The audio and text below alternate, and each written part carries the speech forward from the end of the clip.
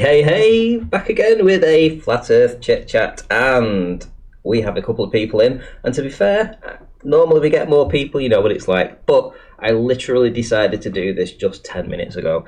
It really was a last minute job, but we will have a couple of panelists in, I'm very sure, in a minute. In the meantime, Matrix Media, nice to see you in, and YouTube. And I did see that actually, when you actually said that there was no sound, but as you can see, you had it muted.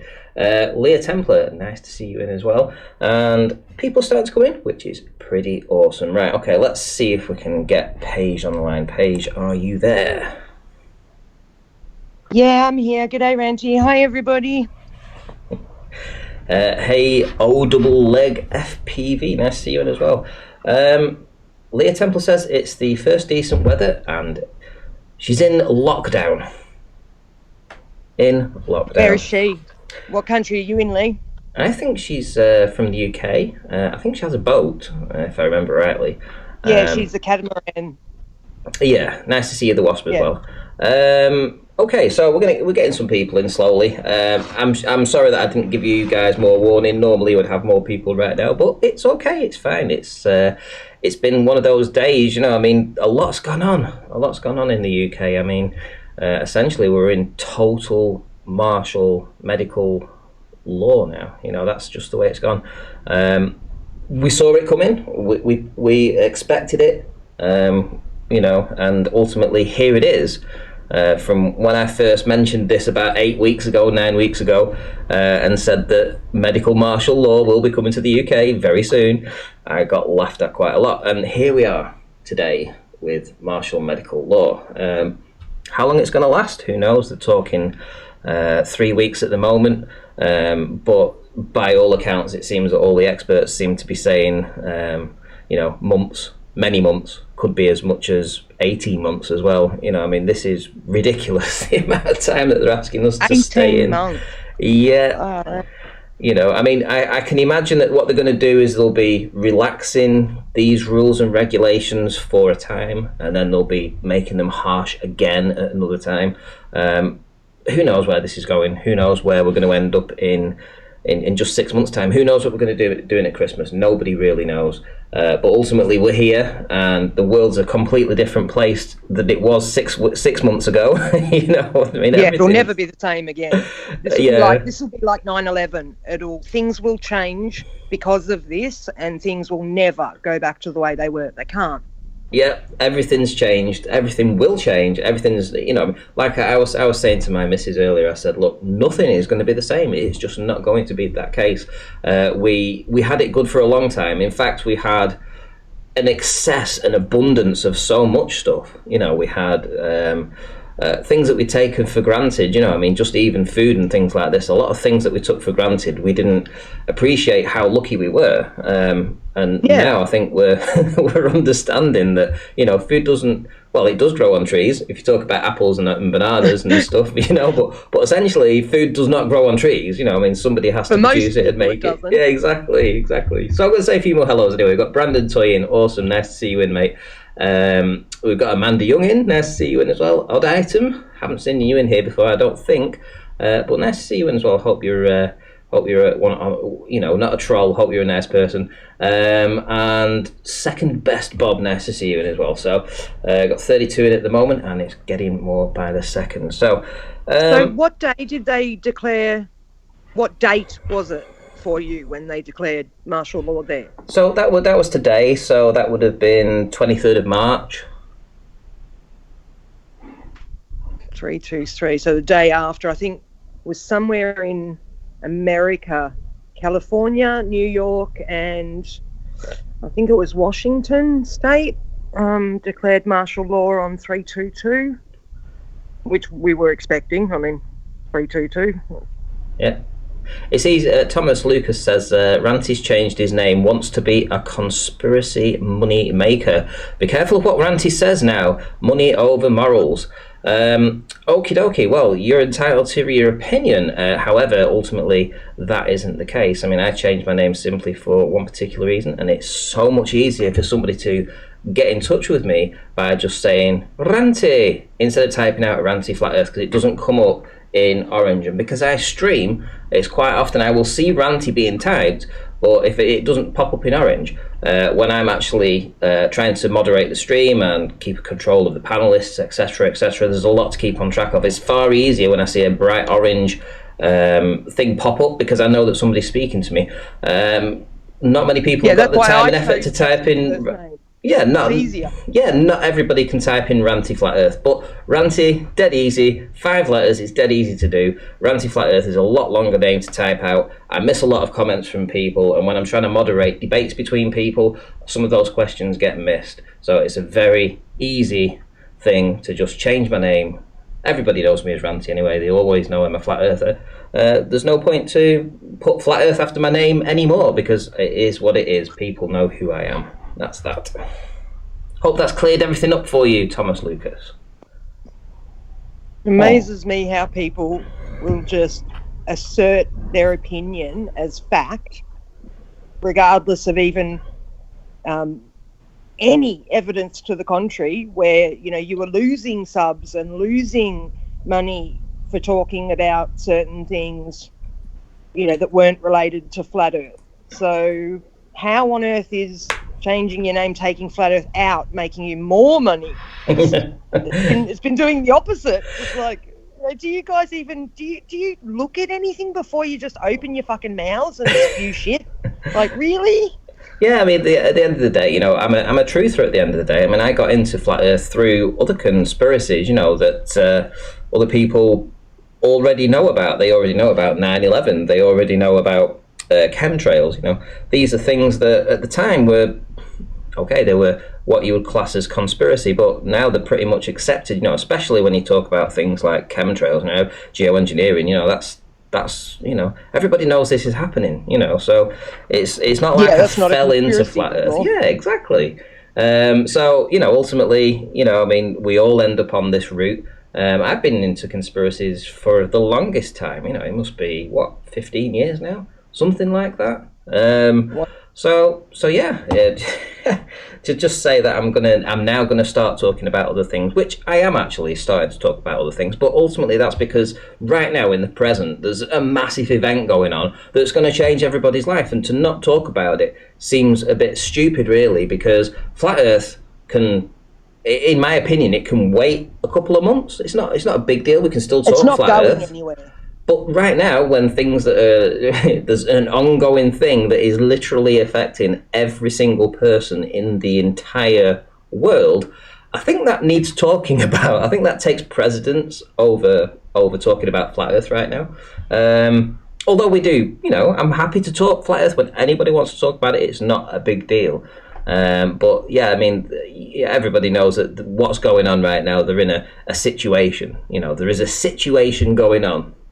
And it's, what is that situation? It's not just affecting a couple of hundred people, it's affecting us all, everybody. Exactly.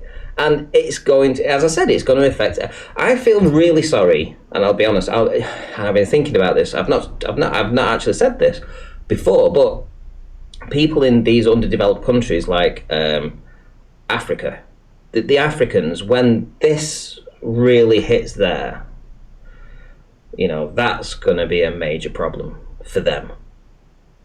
You know, any of those poor countries. Yes, it's going to run right through there.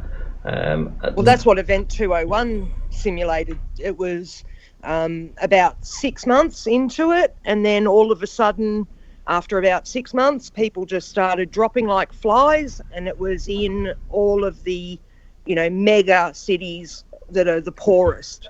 So, you know, you'd think places like India, you know, where there's just billions of people and it's pretty sort of yuck, you know, those kinds of places. Yeah. So, what's new with you? If you want to talk flat Earth, I'm happy to talk flat Earth, but is there anything that's currently going on that you want to discuss? Speaking of flat Earth, I was watching Nathan's show this morning, and Kosho was on there, and Spurs Chemo must have been talking to him a fair bit lately about the Black Swan and, you know, this kind of stuff. And Kosho ended up admitting that he's got no argument, and that he's thinking about becoming a flat earther now. Really? Yeah, he's like. Is he trolling though? Is he trolling though? No, you should have heard. You should have heard the tone in his voice. Hang on a second, sorry. He sounded like, you know, when somebody just sounds really defeated and you can just hear it in their voice, and he was just like, you know, I don't have any arguments for it. I don't know what's going on. I'm just like, wow. Well, the globe is just a belief. The globe is just a belief. It's just told you it's a theory. It's just a like model. It's essentially just the same as the tooth fairy. You were told the tooth fairy was real when you were a child, and you believed it until you got didn't evidence believe otherwise. Yeah. Until you found your mum sticking some money under the pillow one time. Yep. And then it was like you were busted, But I mean, it was what you believed as a child. It's the same with the globe, except they carried this on. They carried it on. And what's interesting, they took it into adulthood. Yeah, and there's no proof for the globe either. I mean, that's the one. That's the thing that we know as flat earthers, and that's probably why he's given up the ghost. If that's true, I mean, I don't believe it's true for a minute. I think what will happen is he'll go back on Discord perhaps, and we'll get the. Well, that's what Spurs said. He'll be sort of bouncing back and forth now for a while, saying to the Globers, oh no, I was just trolling them, and then coming back to flat earthers and going, yeah, you got a point, doing shit like that.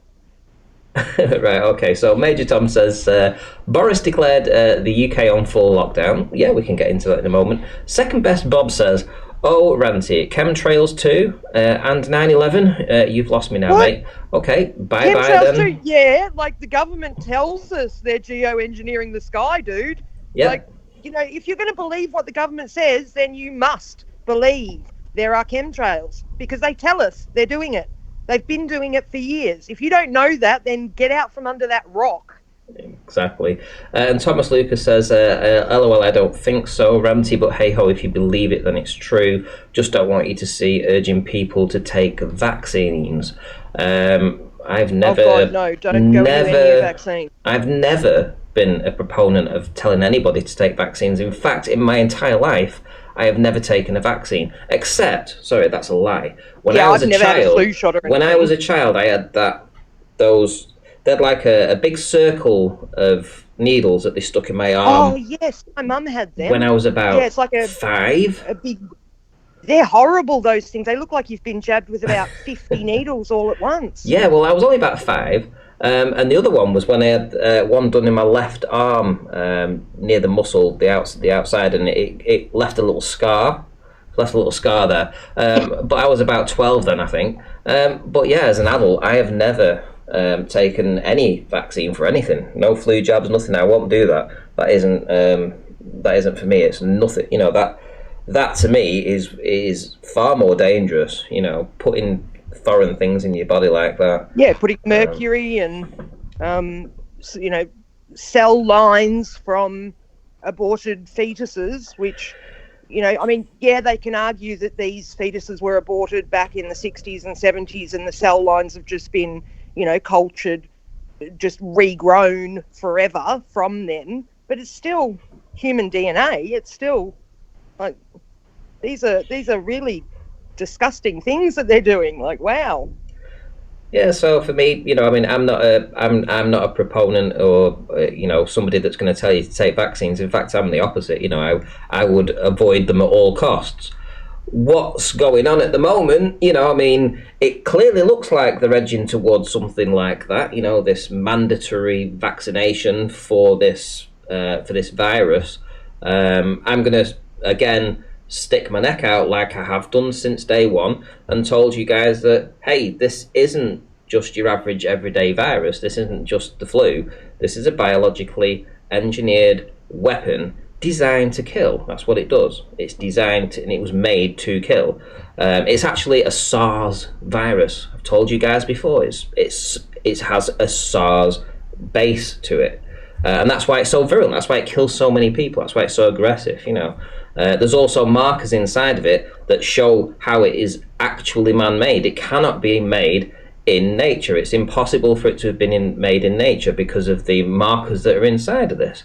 So if you look at the reaction to other countries that are putting things on lockdown, are they doing that just because it's a flu? I mean, okay, it's nice to put it as a package and say that there's other things going on at the same time, and make up this this nice agenda that may be happening. But also, when you look into the data of what this actual virus is, this COVID-19, it's SARS COVID-19.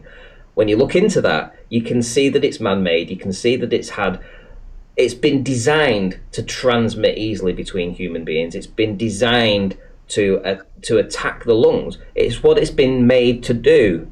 Whether it was released on purpose, whether it got out, whatever, it's a man-made bioweapon.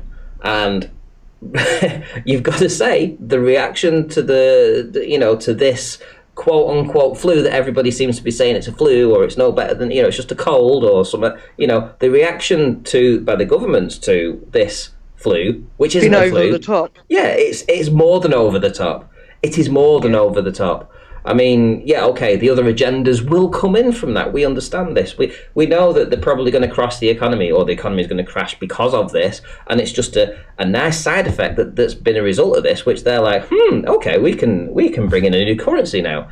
We know that these other things are going to happen down the line, and it's all right, nice to speculate about this stuff in the future. But right now, what's most important right now is that you understand that the thing going around is a virus, and it is designed to kill you, and that's why my advice has always been stay the fuck away from it. Don't get it. If you can avoid it, don't get it. And I've said that from day one, and this is where we are now. There you go. What gets me is when we realise that the government is controlled, and they say things like, the two sides of government are the two wings of the same bird. And they tell us that, when they want to create a bad situation, they will create the hero for you as well. They will have both sides, planned out and full steam ahead. Now, to me, that looks exactly like what's happening now. They've got one side of the government, especially in America, saying, there's all these bad people, there's all these pedophiles, blah, blah, blah, in this one side. Then you've got the other side who love Trump and think Q is their saviour. And that's just, to me, that's just the other wing of the bird. They control both sides. So, even if Q was doing what he says he's doing, which, from the drops and stuff, yeah, he does have information that you wouldn't have if you weren't high up, but there will be a reason. They will be doing this because Trump will be the one that brings in the cashless societies and the mark of the beast and, the ID 2020. And so what they're doing is, it's sort of like one side's bad, one side's worse. And they're making you hate the worst side so that you think, as long as you're not defending the worst side, you must be on the good side. But you're not really. They're still, the so-called good side is still going to bring in all these things that are no good for us. See, that's the way I look at it. See, I've never researched this Q. I've heard other people talking about it, but I personally have never really looked into it. And all I get from that is that they're putting things on lockdown so that they can take out the elites, right? That's obviously okay. Yeah, so that's what they're saying. But if you was in this world of smoke and mirrors, right, where you've got two sides to every story, and everything you think it's probably the opposite. You've got this idea that it's all going to be roses and what have you. That's and I have this feeling that isn't the case. I have this feeling that the elites are bugging out to get the fuck away from this, right?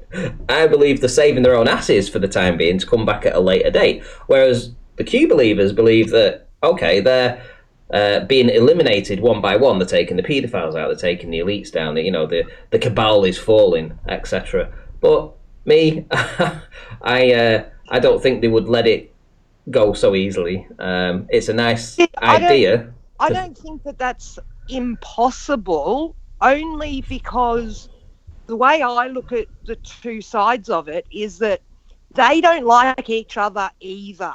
Like the Q side doesn't like the other side. They want to get rid of them. They want to be in control. So what better way than to pretend to the people that you're doing it for their good? Do you know what I mean? Mm. Oh yeah. Do you know something? Like it's just two sides of the same bird fighting against each other to see who's going to come out on top, in my view. And who's that other guy? Is it Barry Weinstein? Apparently he's got the coronavirus now. So and Joy Bayer or whatever her name is, she's gone into isolation. Like there's dozens of them that have been put in isolation and stuff.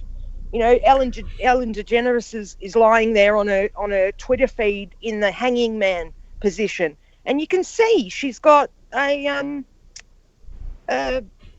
ankle bracelet thing around the calf of her leg, underneath her pant leg. It's a big box underneath her leg. Like, something is going on. You know, it's pretty obvious that something is going on. But I don't believe they're doing it for our good.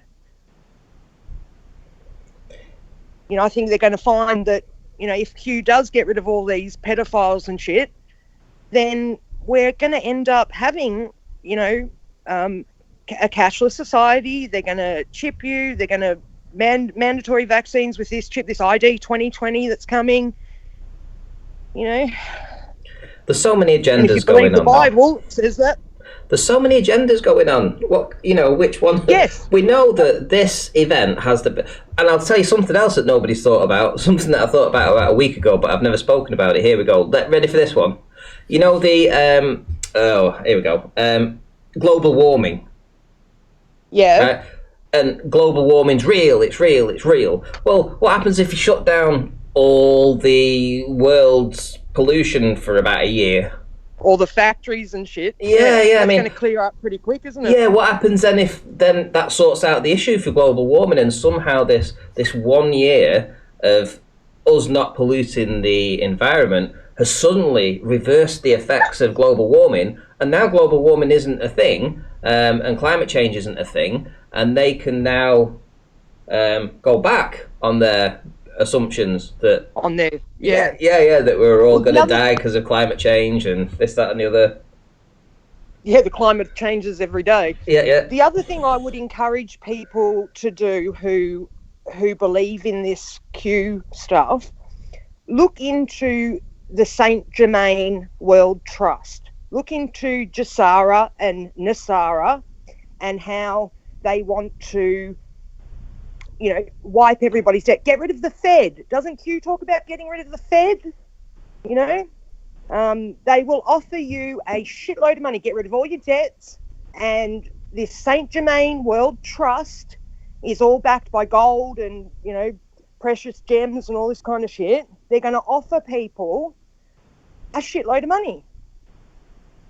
And it's got to have something to do with, you know, you might have to agree to be chipped, or, you know, I don't know. I don't know what their plans are. I don't have a crystal ball. All I'm saying is I think people make decisions before they look into everything. They don't, you know, don't decide on something until you've looked at all sides, is what I'm saying. Yeah. But yeah, look into Saint Germain and the Germain World Trust and Jasara, Nasara.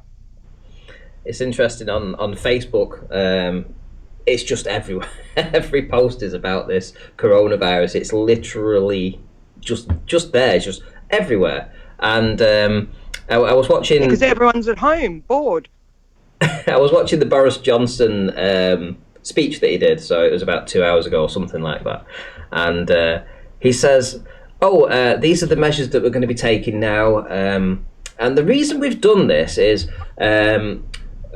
if we get an influx into the NHS, because so many people are going to require hospital beds and respirators and intensive care and nurses and things like this, because we're going to get an influx all at once, if we allowed that to happen, then we're going to get a lot of deaths. So what we've decided to do is to try and mitigate these things that are coming in all at once and just spread it out over a longer time so we can manage it. Well, hello, check my video from a week ago. Check that video where I literally spell it out for them. And yeah, so it was obvious. A blind man could have seen what would have happened. I mean, you only need to look at what happened in Wuhan, And there's still people saying that this isn't real. There's still people saying it. I can still see it in the chat. People are still saying that this is not a real virus. Well, I tell you what, right? I mean, well, I can understand why people have got that opinion, because with the videos that are coming out from doctors and stuff saying, viruses are basically your body's own soap. You create a virus in your body when you're full of toxins, and that, then you've got other videos saying, well, the adrenochrome that was made in Wuhan was tainted, and that's why it's only elites and celebrities that are getting sick. Because they put a marker in it so that when Q does his shit, then they can, test them and say, yes, you were taking this adrenochrome, So I do understand why people think that. I think what we need to do is keep in contact, keep letting each other know. Do you know anyone? Have you met anyone that's got it? Do you know anyone personally that has gotten sick? I mean, I know someone who got tested and was come up negative. So, I still don't know anyone that's sick. And I don't know anybody. I'll be honest. I don't know anybody either. I genuinely don't. And I'm sure though that in time, things will progress. I mean, here in the UK, that's where you've got to keep your options open. You can't just automatically say there is no virus. You've got to sort of keep your options open. Shout out to Colin Dresser. Ranty is a hero. Thank you very much. Cheers, mate. My dog is going nuts this morning. As to, as you were saying about the, do you know anybody that actually has this? And no, personally, I don't. And another thing that I want to say is that there's an argument going about whether viruses are even a thing. There is an argument going about whether that's the case. But, yeah, there is. Well, But I do understand why people are thinking that, because they're going, well, I don't know anyone in my life who's sick. I haven't met anyone who's sick. And now I'm hearing doctors saying that, viruses, they haven't even isolated this virus. They've never isolated a virus. Yeah. So I can understand, but you don't want to just assume that story is correct and then do something reckless and end up getting sick.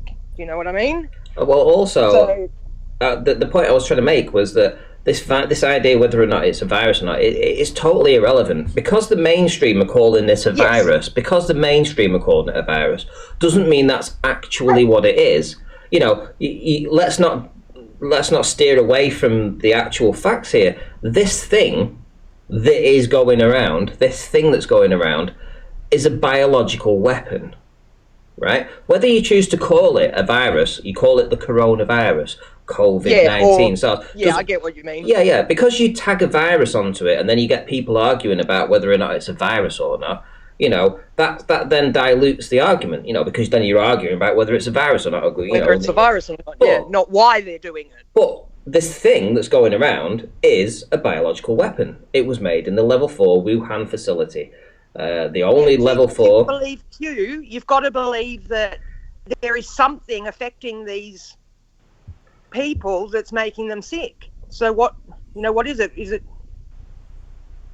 I'm just like, I don't even know anymore. How are we supposed to know anything when we're stuck in our houses with only, the programming from your scrying mirror on the wall? Like, yeah. People think they're going to know everything because they've got time to research on the TV and watch shit and research on the internet and stuff. It's like, but all our information comes from there. The best information is personal. information, you know, person to person, not somebody telling you something that, you know, somebody you've never met before, you don't know them from Adam, you know. And like I say, I mean, just because you tag it, just because it's like a globe earther tags a globe, right? So they say globe, or they say refraction, or whatever. It's just a word. You know, try and get them to explain that. You know, the horizon. Try and get them to even explain that. It's almost impossible to get them to explain what the bloody horizon is. But you know, when you term it into this, and when the mainstream tag virus onto it, you know, then it gets people arguing about the merits of a virus. Is it real? Is it not? Rather than actually just digging just digging down into it and realizing that this is a biological weapon. It has all the I mean, I was watching the video today. And I'm hoping to get this gentleman to come on, so I'm not going to tell you who it is. But there was a doctor out there that was explaining this, and he was literally saying what I had the ex-Illuminati guy that came on and did his presentation about this some weeks ago, 8 weeks ago or something. And he went from point A to point B, and he went through everything that's going to happen, essentially what it was, where it came from, where you know what this is going to lead to. And honestly, if you guys listen back to that, it's played out exactly as he said, the whole thing. And I had PDFs from universities that had actually got samples of this quote-unquote virus, and were able to determine these different markers inside of it and see that they had huge chunks of DNA that was essentially spliced out of one particular virus and placed into this. I mean, they literally copy and pasted it, and they made this virus. You can see it in the DNA makeup of it. So they know that this was this pathogen was made to do this. It's designed to actually be very virulent and very deadly. And they took the best of the HIV, the markers in that, and then the SARS. It's all very above my league, but I understood it, and people saw the information that I was putting out. They saw the PDFs that I gave them. They were able to download them. This gentleman did a video either yesterday or today, and he said the same thing. Literally, that's funny. A guy at Harvard. You say that, because that's exactly what the game called The Division on the Xbox. It's about a plague that wipes out like 90% of humanity.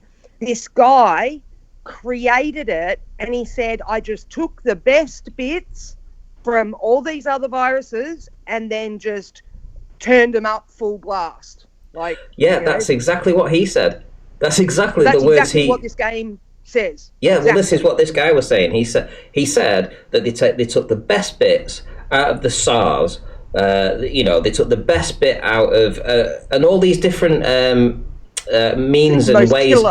Well, no, means and ways for it to actually get into the body. I think there was 4 different ways that he talked. Like the virulency of it, and the contagion. Maybe not even maybe that makes it more virulent, but it just gives it more pathways to go in. So, imagine that your body is like a prison that this virus or whatever is trying to get into. Well, normally they only to sneak in. Yeah, they only have one pathway normally. Sometimes they'll have 2. Apparently, this has 4. This has 4 different ways that it can get in.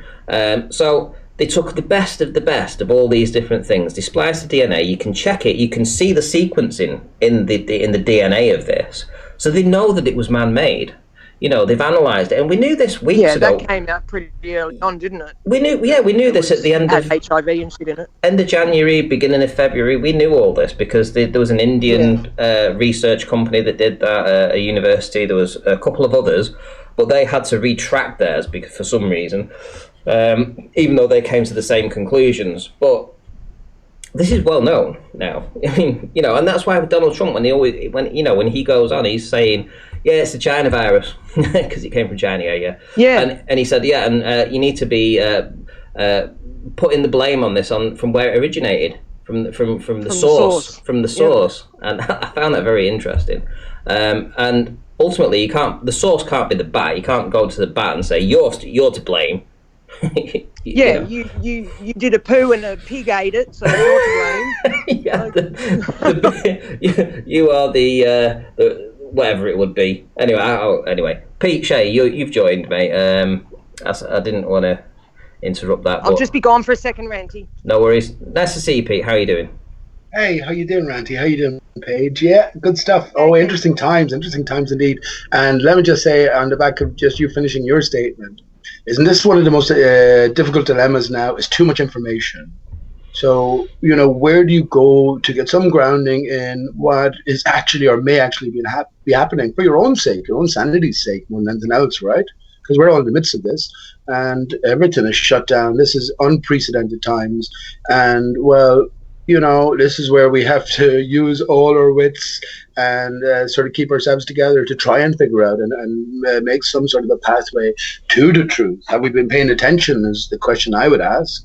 Exactly. And I spoke to my mother a few days ago, a couple of days ago, and I said to her, did you see this coming? She's like, no, didn't see it. Could never have thought in my lifetime I would see this. The same with my father. He said the same. In fact, every person I've spoke to has been completely shocked at the events as to what's actually happened. And this is before what the government announced today, which is basically this full-on medical martial law, essentially for 3 weeks locking us down. And that isn't going to be the end of it. It's going to be months of this. This is just the beginning. And nobody 6 months ago, 4 months ago, saw this coming. Nobody could foresee what was going to happen. And it's such a change to their lives, and as you say, what's going to come? What is going to be the final result of all of this? What's the result? Where do we end up from this? What's the end game, Pete? What do you think? This is Pandora's box. The world of possibilities has been opened, right? And if we've been paying attention, we learn to read the signs. I would say to anyone out there, one thing for certain is that you're going to have a different point of view than your family members or your neighbors who haven't gone down this conspiracy pathway.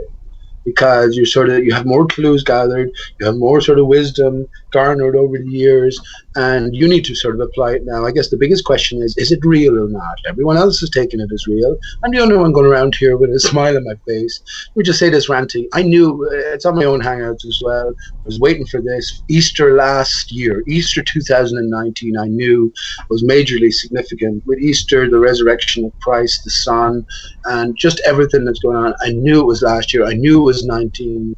What I fucking did, right? What I did, I'm just saying to myself, I started counting from 0 instead of 1. So I counted from the year 2000 instead of the year 2001. And of course, 9/11, the biggest event of our time, symbolic affair of our era, that was the year it was chosen for, year 1. So, most people, they're in a world of hurt. But I would say myself, I'm positive about all of this. I'm really, really positive. The world of illusion has to shatter. And that involves waking up the masses. My ultimate thinking on all of this, it's going to be the great awakener of the people. Coronavirus is going to bring illumination. Because remember, the virus is us thinking what is natural and real is so. But if it isn't, if we're in a natural state, if Earth is in a natural state and everything goes along with it, well, then the virus becomes an antivirus. So I say in about a month's time, everybody who's going through all of these hardships and turmoils now, personal and otherwise, right? It's just a massive shift for everyone. As you say, your parents, no one has seen the likes of this. I say in about a month's time, because all the signs were there as well, the whole world will come to know that it was a hoax, right? 100%. And then you'll see an awakening on a level you've never experienced in your life. That's my true and honest opinion. I don't take any of the news stories seriously because I think I see a greater symbolic significance. Well, I like your optimism there by saying that you think that in a month's time this will all be over. On the other side of the coin, I'm going to disagree with you and say that probably by at least September or October, at least, we will still be in our homes. So, this is the sort of timescale I'm looking at. So, we'll see. So if in 2 months' time, we're still locked in, then obviously, your fortune telling days have come to pass. Well, Armando, it's not about fortune telling days. It's about each individual. Look, we've all come to a certain pathway that was prepared for us. I say it didn't start at 9/11, but that was the big one for everybody. Building 7 got people involved in conspiracy thinking. Now, wherever your outcome, you've definitely come to flat Earth for most people here, and that is the context for everything. So the universe changes when we have our own position within the universe, absolutely fundamentally altered. So, if we're paying attention, is there a greater story being told here? A greater sort of thread running through the whole course of our history, however we understand it, and indeed our own lives? I say absolutely there is. And it all comes back ultimately. Flat Earth is nothing, right? Flat Earth is just the beginning. Ultimately, it comes back to you, the beautiful you, right? Because you're me, I'm you, right? We're all sort of the same in this boat together in one sense, and it's all about finding out who we are. And if we're greater than the story, then it makes sense that the story will come to fruition, right? With, well, if you've been paying attention, your own personal enlightenment. That's what I think. So, Brian, you decided to call in. Was there something you wanted to bring? Hello, Brian. Yeah, mic check, mic check. Yeah, you're coming through hot there, yeah? How's it going? It's going good. I'm going to listen for a minute and catch up. How you doing, Randy? Doing good, thank you. Yeah, I mean, this awakening, I think it's a very, how would you say it? It's like, it's a nice romantic way of thinking about it, you know? I see a more, and I'm sorry to say this because a lot of people say that, you know, you are fear-mongering, you're trying to scare people and stuff, but I'm not. I'm just trying to be honest and say, look, I don't see this being nice for humanity. What's going on now, what the start of this is, could well be a very dark time for humanity. Well, all our stories tell us that. All ancient stories tell us that when we get to the end of the cycle, we go through our expansion cycle and then our compression cycle. We're at the end of our compression cycle. That's why everything used to be bigger. Now we're all little because we're in compression time. So when that ends and things, the cosmic clock starts to unwind again and we go through our expansion time again, the frequency of things change. We could literally be seeing dragons and shit again because it's got nothing to do with what, you know, evolution, the way we've been taught things come into being isn't the way they come into being. You know, see dragons, Paige. See dragons if you pay attention to your local clouds. The clouds hold the keys, right? The dragon is here in the local cloud. Like literal physical ones, like what you see the mud fossils are. Like they were real things. That was how big things were back when we were in our expansion time. That Antikytherian mechanism thing they found, that shows you, you know, our expansion and compression cycles. So everything gets bigger, then everything gets smaller because we're in an electromagnetic realm. So as the pressures, you know, condense us down and our clock winds up tightly, we all get smaller, then it unwinds and everything expands. So that's what's happening. We're going to have like a pole shift. Well, that's putting it out of our own personal sort of touch, really. How can we relate to that? It's a sort of a greater idea, and the universe in all its glory is like a clock. Yeah, we have the different motions and the different sways and the different transitions. But how can we relate to that as individuals? We can't. It's just a notion. How can we relate to the truth, I think, is the most important thing here. I think we're in an exceptional time, and what applies beforehand doesn't really apply now. Nothing has ever been seen like this. Meaning what Randy was saying about things are going to get hard for us.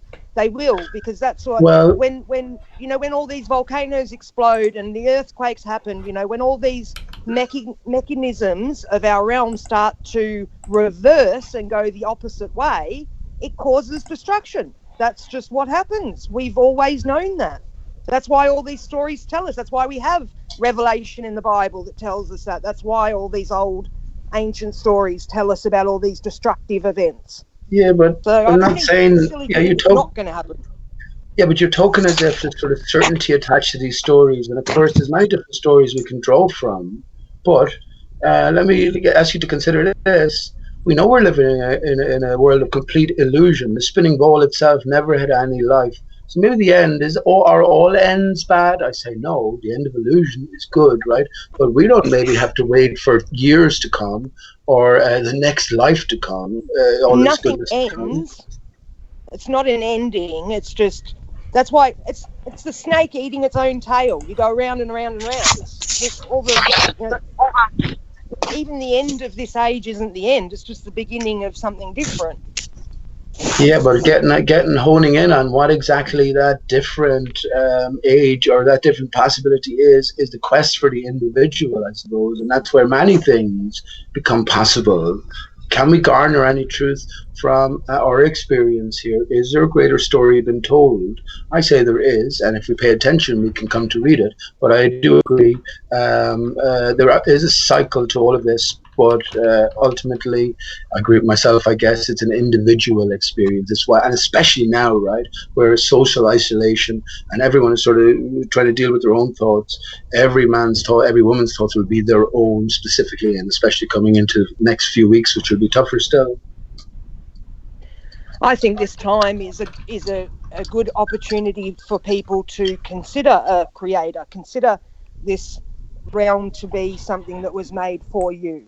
That, you know, you are important, that we're all connected. Your thoughts, your feelings, your actions, and especially your intent affects everything around you, including, you know, the plants and the animals. And the more people we have with good intentions and good thoughts, the gooder the world will be. Do you know what I mean? The more people in the world that have negative intent and negative thought, the more negative frequency there is, and the more that makes things sick and not grow properly and all that kind of stuff.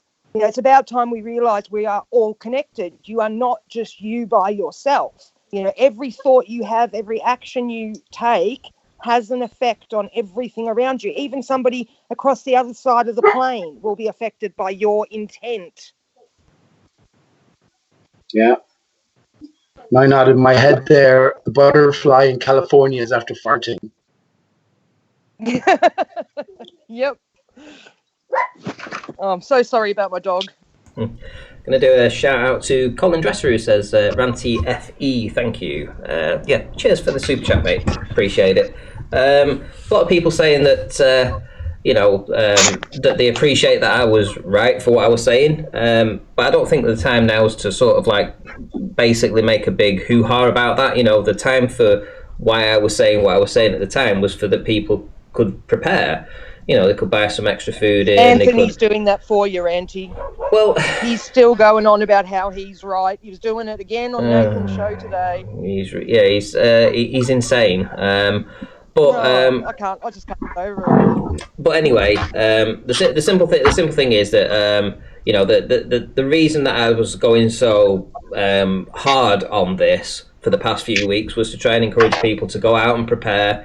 Get the medicines in, you know, that they needed, get some food in, maybe some water, you know, prepare for this, mentally prepare even, you know. I mean, it isn't just all about getting essential things in. We can discuss what's going to happen in the future, like now. I mean, now we can talk about this, but it was urgent for me to talk about this for the past 8 weeks to get people to prepare physically, mentally, and to stock up. And that time's passed now, so it is what it is. It's been and gone. Now we just got to go through what we've got to go through, and you know, we are where we are. So let's now discuss, you know, okay, what's going to happen in 3 months' time? What's going to happen next week? Even who knows? I mean, but we are joined by Aaron Armstrong. Nice to meet you. Nice to have you in again. G'day, Aaron. Hey, Paige. How are you? Hey, Ranty. Hey. Can you hear me clearly? No, roboting or echoing or anything? No, you're coming through fine. Yeah, cool. Rude Earther's not here? No, Rude Earther isn't here. No, that's the joke. Clearly, I said clearly wasn't here. You said, can you hear me clearly? Yeah, look, I think Ranty, about 3 or 4... look, I've been aligned with you a little bit. Like, sorry, not aligned, but engaged with you a little bit over the last 6 months. And... And I think about 3 or 4 months I asked, oh, sorry, not 3 or 4 months, maybe 4 or 5, 6 weeks, I said that I could give you my version of what was happening with the virus, and because I worked pretty closely with it, but we didn't connect at that time. But I think what I would have told you would have been exactly what you were telling me with regards to preparing for the worst. So I work for Queensland. I work in the health industry within Queensland, and I've been able to be privy to a fair bit of the information that's been going around that's not been exposed or not been told to the public. And that's not because it's been hidden, because it's how do I describe it? Nothing's been confirmed, so everything was kind of just like, these are the things that we think is going to happen. And I would have been able to come on and talk to you about exactly probably what you have been telling people with regards to preparing. I think where we disagree is, and disagree with Paige, is certainly around any of the conspiratorial parts of it, that it's man-made and that it's, been designed to as a weapon of destruction, those sorts of things. And there's some recent... Have you just muted yourself there? Oh, there you go. Sorry, I just got a phone call. Sorry. Just so you know, I don't have a definite stance on. So don't say you're disagreeing with me, because I don't have a view on what this exactly is. So yeah. Let me ask him a quick question here. If you could have got on with Ranty... No. Well, hang on a second. Let me just please finish. I think we do disagree on a number of things, Paige. So I apologise if you don't agree with what I've just said, but I think we disagree around the whole kind of... I've heard you make comments about 5G being installed in schools and things. So that generally stuff, yes, we definitely disagree. And around Kobe Bryant being... No, wait. Are you a flat earther, Aaron? Okay, hang on, hold on. Wait for the pause. Please, wait for the pause. Is he a flat earther, Ranty? No, he's not. He's a globe earther. Oh, well, piss off then. Sorry. Piss off out of it. No, hang on, wait, just listen. Well just said, listen. Nick. Aaron, no, I'm interested in listening, because he is a healthcare professional. Funny, so hold on. I just want to hear what he's got to say. You mention, this is being talked about. All of Guys, a sudden, you've agreed with it. No, I just want... mentioned that people are talking about it. Listen, it's like, hang on, no. Paige, we all have different opinions here, but I would like to hear an insider's, response to what he's actually seeing, boots on the ground. Well, then he should talk about his feelings, not mine. Is all I'm saying. Fair enough. Fair criticism there. Anyway, Aaron, go ahead. What's been the lowdown with what you've heard? Paige, please take a deep breath in. I didn't talk about your feelings. I said that I disagreed with you. So calm down. Yeah, so okay. you're You assuming... disagree with all of us on the whole earth, right? So and you're a Pete. liar, Aaron. And Right? Pete. Should I believe you? Paige, Hold on. what are you guys doing? Do you We've want me to moved talk or on. not? Yeah, Please, Aaron, tell them to be quiet. Aaron, we've moved past that now. Let's not disagree to disagree for the sake of disagreeing. Okay. Let's just get to the point that you were going to make. Yeah, cut it short. Get to the point. So, Ranty, 4 weeks ago, I think I sent you 3 to 4 weeks ago. You can have a look. I sent you an email and stuff saying I can give you my version of what I know, what's happening in Queensland with the virus. And I was telling you that I was going to disclose I was offering some information that wasn't open to the public at that time. And I was able to tell you that information because of the job that I'm in at the moment, which is looking at syndromic surveillance of anything, viruses, asthma, colds, flu, anything across Australia. I'm involved with the CSIRO, which is, you can look it up, CSIRO, the other guys will know, well, Paige will know who they are. Cut to the chase, man. But we didn't get to... Sorry? Go ahead, Aaron. Go ahead, Aaron. So we didn't get to talk at that time, but the things that you were talking about around saying this is a very serious virus and people need to be prepared for the worst, it's something that we've never seen before. All of that information I would have been able to tell you, yes, that's exactly what I've heard as well. The reason that this is not because of the morbidity, not because of how many people die from it, but the way that it's been spreading, we haven't known before. We've certainly seen the coronavirus before. We've certainly had the flus before, and we've had worse flus. But the way that this thing sticks on tables and on objects for 7 to 8 days before it dies, and the way that it spreads so quickly is something that we couldn't map. We had no idea what we were doing, and so we've been waiting and That's mapping royal, now. right, Aaron? Sorry, go ahead, Aaron. Pete, can you just let him finish what he's saying, please? So you're right in all those regards. Where we disagree, and I don't want to get into it with Pete and with Paige, because I just don't think that I'll make any impact or have any abilities. I don't believe this is a man-made virus. There's been some evidence that's come out in the last couple of days where some organisations have done some study on it. This is certainly something that has adapted. Some from organisations have done some study. Lovely.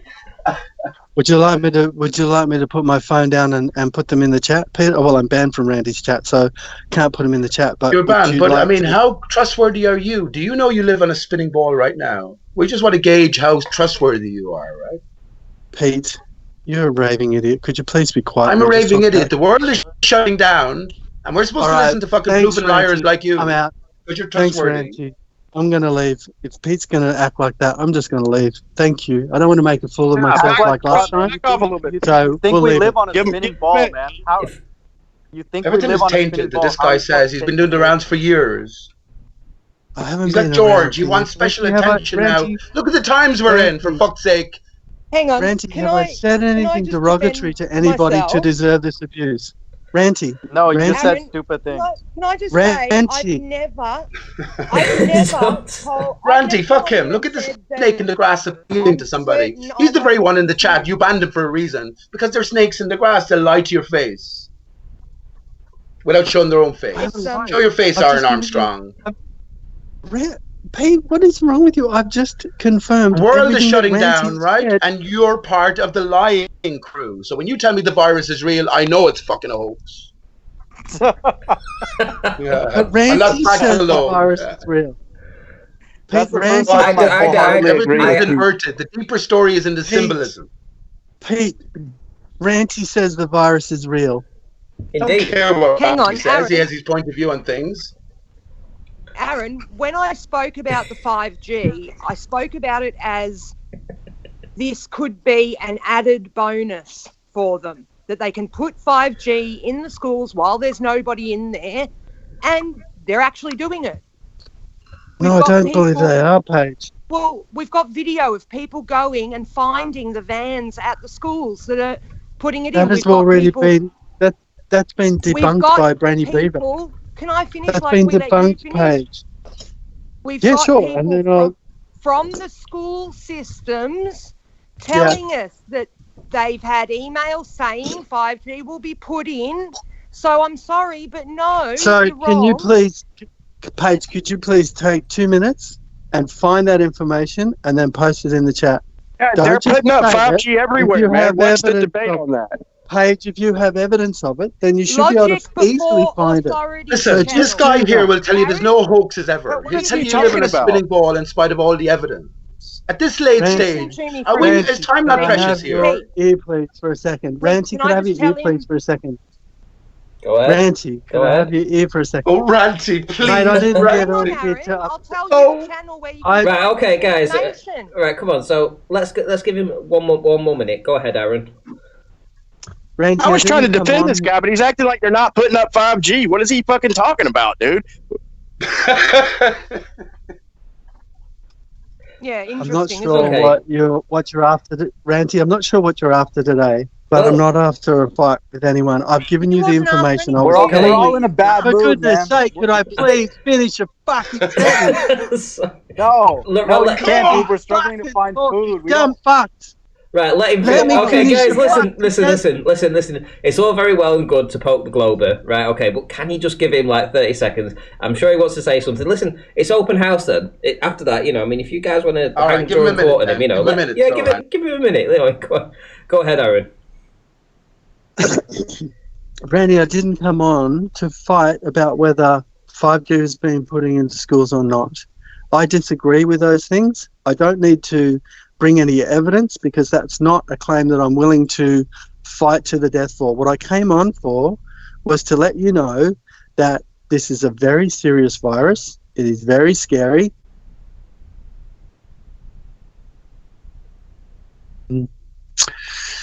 Sorry about. Considering you didn't want to fight about 5G, you were the one that brought it up. Like, you were literally the first person to mention it. I'll just keep talking. So yeah, very serious. About 4 weeks ago, I went out and spent $460 Australian on stores, on food. I'm about to pull my daughter out of school. She's in second class. She's only got a week left of school. My wife and I need to go to work because our job is the front line of trying to make sure that Queensland Health is on top of delivering the best care that it possibly can for these people. We're not nurse. I am a nurse. My wife is a nurse. We don't work as nurses. We don't actually work at the bedside. What we do is more corporate roles, and what we're trying to do is to ensure that there are enough that there's enough medication, that there's enough that there are enough beds, that there is enough supplies to ensure that our healthcare system can manage the influx of people that are coming in. Do I know anyone? Yes, I know a number of people. Well, yes, I do. Do you know something, Aaron? Well, let me just say, I know you're a glober and I know you're an antagonist because you have been sending me antagonistic emails to bring you on, and I appreciate that you have actually joined. But I also want to thank you anyway for being a healthcare professional, coming on and doing the best that you can for the people that are going to be coming into your location with this virus. So I really do appreciate all the work that you do. Did you speak out about cannabis oil as a cancer cure when you were a healthcare professional in the old world? Did you do that, Aaron? Did you speak about the lie, the sitting ball lie, the educational lie? What about all the media hoaxes perpetrated upon your fellow man, Aaron? Did you speak out about any of these? Because every time I've encountered you, you've been defending the lie. You haven't encountered me ever before, you silly goose. You got me mixed up with someone else. In the chat. I'm not Aaron I'm not the two other Aarons that go around and cause a lot of destruction. Look, I have one question for the three of you. One question, same question. If you caught coronavirus or a relative of you caught coronavirus, would you trust the healthcare system to look after you, or would you go back to your silver colloid or whatever it is, or would you go back to your CBD oil, or what would you do? Or would you actually front up a hospital?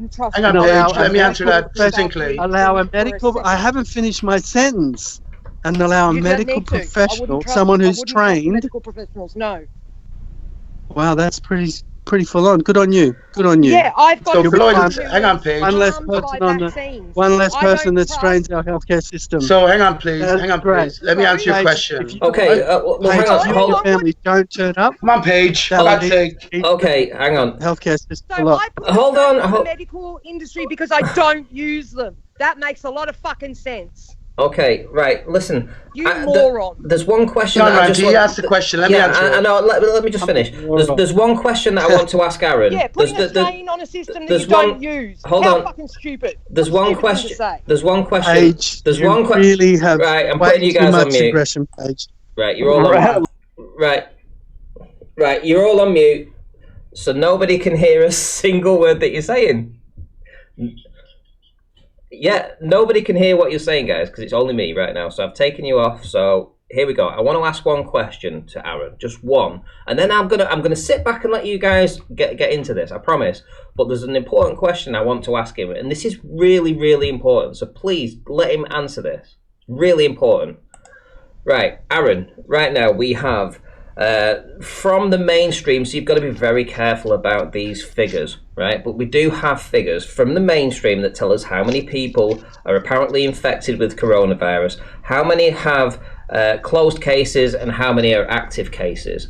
So if you're going to work out the mortality rate, do you work out the mortality rate from the closed cases, which is a result? So a result, either you survived or you died, or do you work out mortality rate as in the ongoing cases as well as the closed cases that gives you a death? Is it better to use the closed cases for a statistic?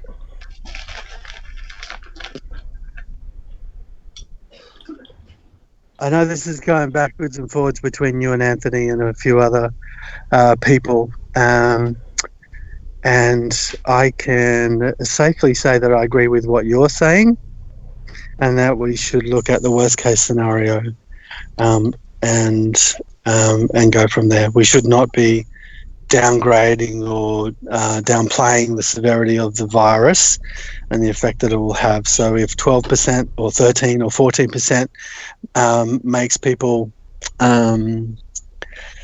think about what's going on and the severity, then we should go with that. Is this a joke or something? Is this just people talking about numbers and throwing things out there? Let me ask you, Aaron, do you live on a spinning ball Earth? If I'm mistaking you for someone else, I'm sorry for that. But do you live are you spinning ball Earther? That's my question to you. Pete, this phone call was about just... Sure, but I just want to know, are you a spinning ball Earther? I'll let you know. Just let me finish my sentence first. This phone call was about joining Ranty's chat with Paige, and just a few people talking, man. Just answer the question. Ranty's going in the background now, so just answer the question. Are I'm you not spinning hiding, ball Pete. Pete, could you please just settle down, Just answer mate? the question, then, please. Just calm down. Saying what Yes, I've never spoken to you before, right? Yes, I believe in the spherical Earth. Yes, I believe in the Earth as a sphere, but I also believe in coronavirus. Why do you believe that? Well, then you're a fake. Then you're a fucking fake, man. I'm not a. I can't believe anything you say. How am I a fake? Because with all the arguments over the years, right, the spinning ball Earth is not a reality. Simple as that. Now, if you're judging the evidence, right, that you find, and you're coming to a conclusion that you still live on a spinning ball Earth, shut your mouth, let me finish. You're coming to that conclusion, then your judgment is not to be trusted. So when you talk about the coronavirus being, shut your mouth, you fucking idiot, right? When you talk about the coronavirus then being a reality, putting the willies up everybody, well, I look back to what convinced you you're still on a spinning ball Earth in spite of all the fucking tons of evidence. And I'll say, this guy ain't worth his salt. Pete, why can't I believe in a spinning ball Earth and the COVID-19 virus? Why can't I have both? Because you cannot do it. It's an impossibility. If you have any passion about you for the truth, you know you're not living on a spinning ball, especially after all the controversy which was given to us on the plate, by the way. Ball. What did you say, Paige? Why can't I? I said believing in the ball shows you don't have critical thinking skills. No credibility. And then you want to come on here saying Ranty is right. Everything is worse than you think it is. Be scared. Be very scared. That's fair enough as a possible reaction. But we want to see who your credentials are. When Ranty says, okay, Aaron, you've been a nurse of 28 years. I've worked 20 years in intensive care. So I've been directly responsible for saving people's lives, doing things that kept them alive. It could be your brother, your mother, your sister, your father, your nephew, anyone. I've looked after all my sons. Tell the truth to your daughter then, man. And now, your daughter, she's not living on a spinning ball and she's been lied to all her life. Both of you saying that I have no skills for critical thinking. You are both saying that I have no critical thinking skills. Right. How dare you? You don't. I've looked after people and kept them alive. I've been directly responsible, minute by minute, for keeping them alive and used my skills. And you're saying that I have no critical thinking skills. And I can't have coronavirus and I can't believe in a spherical Earth. How dare you? You're just a slave, man. You're just a zombie. No, you can't. Yeah. Not at this stage. When there's controversy. When there's controversy there, right? Pete, 1 second. I'm not a slave. I'm a nurse. I've dedicated my life to looking after people. Pete, let me ask this guy one question. Do you understand that the entire medical system is completely evil? It's not. Yes, it Aaron, is. Why would I trust the medical association, the medical industry, when they harmed my son? They killed my mama. They killed my fucking mother. Why is the entire medical system evil? Because you're part of it. You're a ball earther. Have you, Aaron? Why? I say fuck him off. I say fuck him off because he's added nothing to anything. It's wasted time. 20 years of looking after my son who's got a I want you to ban Pete immediately. I've added nothing to anything.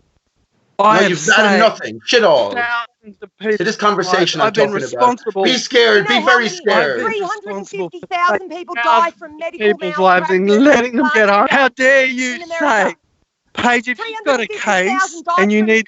Hey, let me say something real quick, y'all. Let me say something real quick. What they mean by critical thinking skills Shut the fuck up. I'm talking to Paige. Don't want to admit If you're in Paige, if I could talk to Paige, Ranty, could I talk to Paige? Could be Brenda. Could not be Brenda. Shut the fuck Right. up. Go ahead. So I want to hear Paige and Paige and Aaron for just a moment. So if you two want to get into this and sort your argument out. No, not getting into anything. I'm just going to say, Paige, if you have a medical law case issue, and you're not getting the answers that you need, then by all means, I'm able to help you and give you the advice and tell you who you should. I'm still talking, Paige. If you've got a problem with the case that was for you and your son, then just let me know and I'll tell you who you can talk to. From the government, I don't want their money. I don't want to sue them. I don't want anything to do with them. I want them to leave. But you would like a sorry, right? You would like a sorry. If you didn't get an outcome that you expected, then you would like someone to say sorry. Have you heard of open disclosure? I just want them to stop. Have you heard of open disclosure page? I want people like you to admit more people die from your mistakes than a flu virus that's going around. Correct. More people No, that's die not from Paige. people Paige, like that's silly. you making Paige, mistakes. don't tell me. Paige, that is a really horrible thing to say. That's a really horrible thing to say. Yes, we do have the iatrogenic. We do. Shit, not even researching it, man. You put shit in people's veins without even fucking researching it. Aaron, They this is a did dummy, no dude. tests We know the whole Ranty, system I'm out, is man. financially based. Ranty, I'm out. Your crowd is way too paranoid. I'm sorry, Yeah, man. well, But they're It's just off out talking of garbage. it. It's Let's get back to some absolutely real ridiculous. conversation about It's what's really going absolutely on. ridiculous.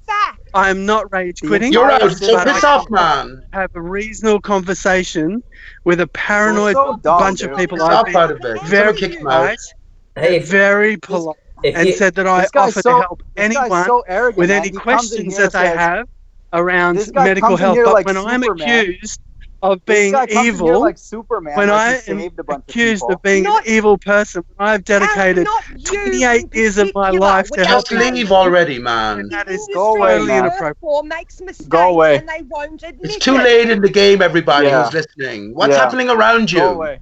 Listen, what's happening around you? Everything is shutting And is this down. what- This guy is this what you wasting your want? time. Is- Everything he's this going to what say, you you can want? hear it on the newspapers and the television. You're this clown who's a bald earther wants to give him a pat on the back for his years of service ripping off Now, humanity. let me just say once he's gone, right? All right. So just See like you guys. 9/11, See ya. just like 9/11, we have the many different See ya, Aaron. layers.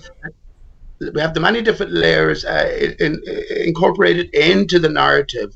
The internet was always the new media, right? Mainstream media. So just like 9/11, you have the inside job, the Judy Woods, the Dmitry Kalazov, the Simon Shacks, and even Simon Shack is an agent with his exposure of 9/11 media hoax because he doesn't take it further to its symbolic nature. So we have the same thing now, and the latest thing is I don't listen to any attention to it, but the China with the direct weapon, to cause mass destruction and complete transfer of power. So these are all conspiracy theories ingrained within the narrative. Everything we get to consider is given to us. So as individuals here, let's wise up, people.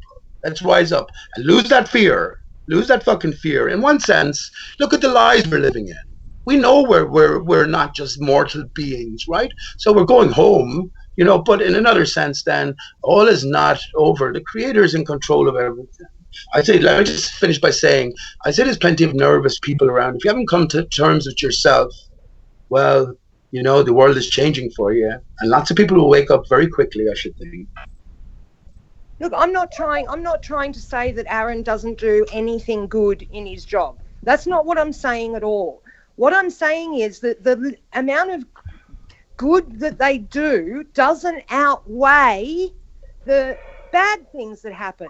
Right. More people die from medical malpractice than just about any other thing on the earth. So all the murders, all the flus, all the smoking, all the drinking, everything like that, all the people that die from those things, there's more people dying from the mistakes doctors are making. That's not my opinion. That is fact. Right. So, Paige, can I add one thing? They come on here saying like, hey, give me all this credit. I saved all these lives, yada, yada. But let's be real, especially here in America, medical coverage is insanely expensive. They're doing it at an incredible premium. So they're Yeah, making it they're seem like they're making Mother money off it. Teresa. Yeah, it's Instead of doing it insanely out of the expensive. goodness of their hearts, If they're doing it to it make for money. free, that's different.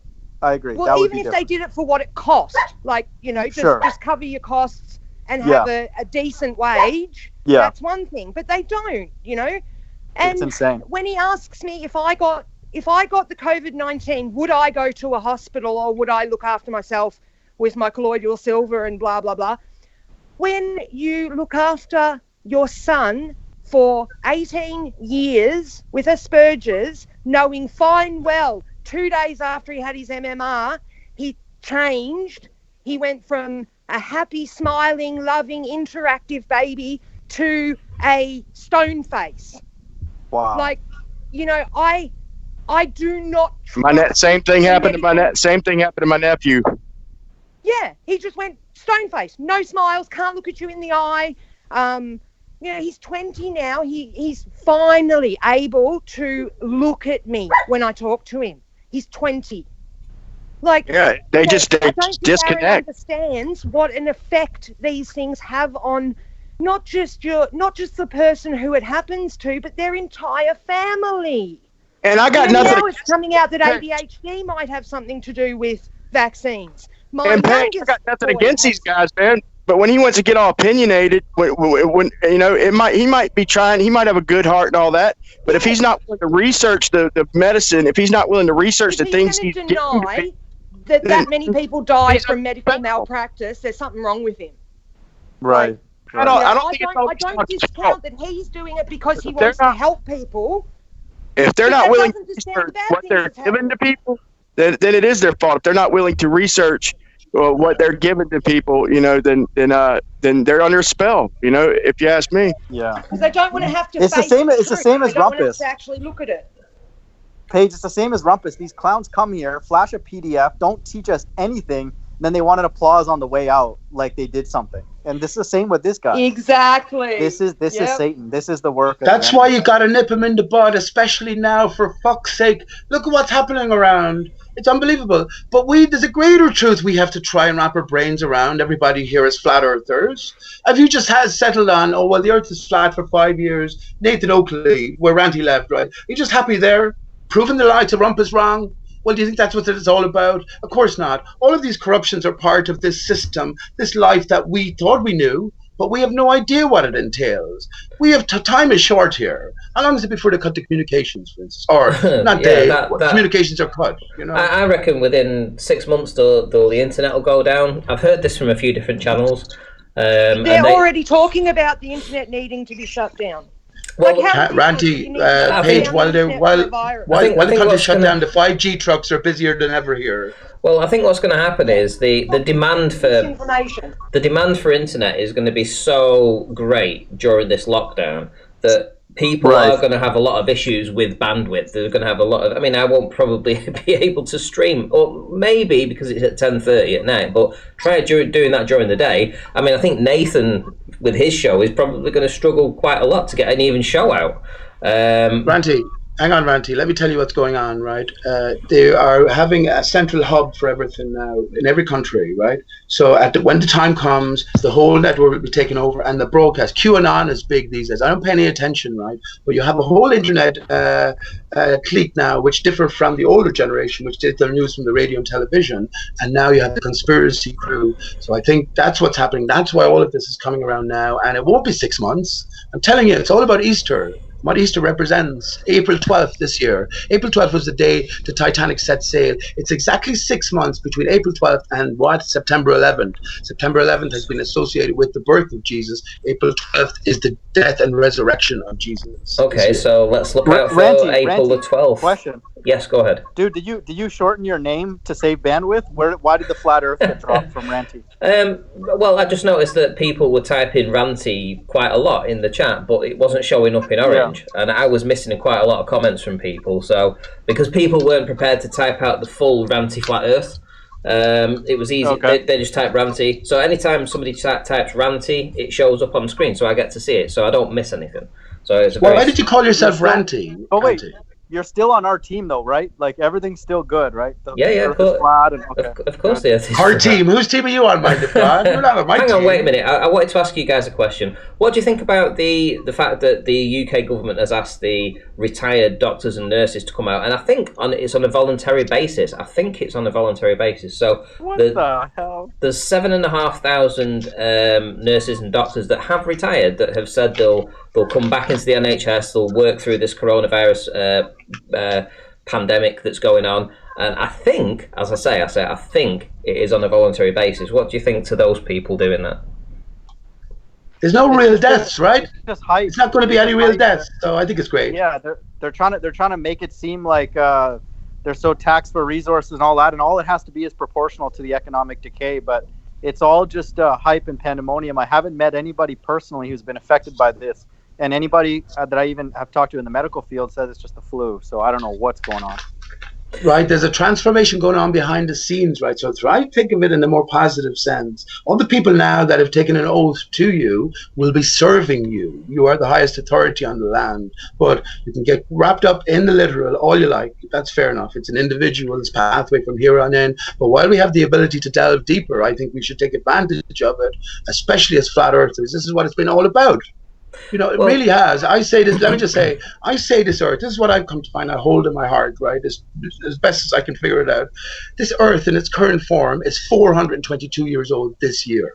No. Everything else before that, a different reality associated with it. It's got to do with the tree of life, as it's scripted as well. Well, that's mad thinking, Paige. Like, it's mad thinking. There's only two ways. There's only two ways. I agree that timing works.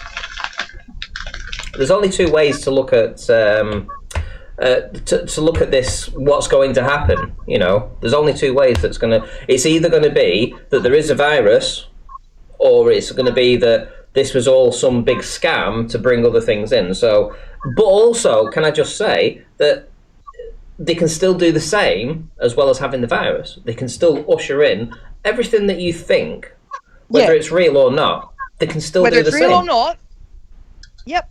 And it's what I've been saying for the past 8 weeks. Wait, Renty, one point. The only thing that I worry about, whether it's real or not, is as long as they don't tell me to do anything to my body, I don't. At this point, you're right. The effects are there. Hang on. You know, Hang on, mind. We got to deal with it, right? Like it's the cat is out of the bag. So I'm fine with that. Even being locked down, our thoughts, our stressing out about this, the millions of people that are locked down thinking about this all the time is causing the frequencies to be changed in this realm. Okay. Well, hang on. How about this? So I mentioned earlier on, is the end always bad? Is a virus always bad? Anyone heard of Shiva here, the destroyer of illusion? Oh, Shiva, yeah. So a virus to the illusion would be a good thing, right? The corona is a positive word in itself. It relates to the sun, it relates to the crown, right? And, could it bring illumination? Could it bring illumination? I think it will bring a mass awakening. I say have no fear. And I will just say to Aaron Armstrong, he said, he asked us directly, what would we do if you found out you had corona? First of all, I don't believe it's real. But second of all, if I got sick in any way, I continue to do what I'm doing, which is urine therapy. I have no shame or fear about drinking my own urine, knowing what I put into my wondrous body reflects what comes out of it. So that would be my answer to that. But the thing is, even if you got it and you went and got tested, like say you go and get tested and you come up negative, well, what about the next day and the next day? Right, exactly. You know, you're going to go and get tested every day. And if you go and get tested and you've got a flu and they tell you you've got corona, you get better in 2 weeks and everybody's still locked down. Are you going to go and worry about getting tested every day after that? Right, that makes sense. This is what I'm saying. So think about it like in this. I think it's wondrous in the way it could work anyway, that in about a month's time, after everyone's life being fundamentally altered and a greater introspection as well going on, that it comes out that it was all a hoax after all. Now you'll see every single individual in the world waking up once. And then once that hoax is revealed, all the rest of the hoaxes that we have been talking about, including the ball earth to wake up more people than even exactly. And then with the other changes that are going on, I say Aristarchus has increased in frequency for repair. Well, then our own true abilities sort of come to shine in conjunction. Yeah. It's a nice story. That's what I'm going to say. It is. That's the thing. The more we think about things like that, the more hopeful we are. The more our intent and our focus is on good things, the more good things will happen. They've shown with cymatics, they've proven that if you pray over water, if you speak nicely to plants, that kind of thing, they grow better. Water has a beautiful sacred geometry. If you pray over it or say I love you to it, if you say I hate you, you're disgusting, it turns into this horrible globby mess. And our bodies are full of water, so it comes back to the ether page. We've got billions of people frantically worrying and fretting and being scared and having all these low frequencies in them. It can't be good for any of us. It comes back to the ether, right? And one word that John Quantum Eraser hates is ether. He named himself, he was so certain that he named himself, his screen character, after his passion, which is quantum mechanics.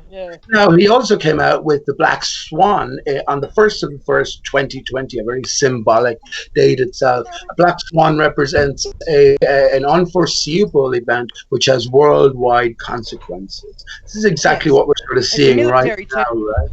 So if there's a greater story being sort of told, is there an onus on us to try and pick up some of the pieces? I say yes, right? Because ultimately, maybe all of this shit is easy for us in a true form to understand. Maybe it's the purpose why we're here, right? To work our way through life and figure out the greater significance to everything that we ourselves are a part of.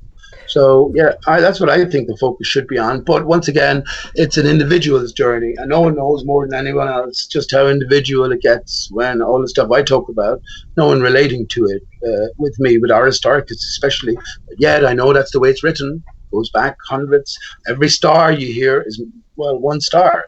It's just the way it's written. The man that got you. All I can say is use this time to spend time with your kids, with your family, with your parents, with your brothers and sisters, give each other the attention and time and love that you normally don't get to have because you're always at work.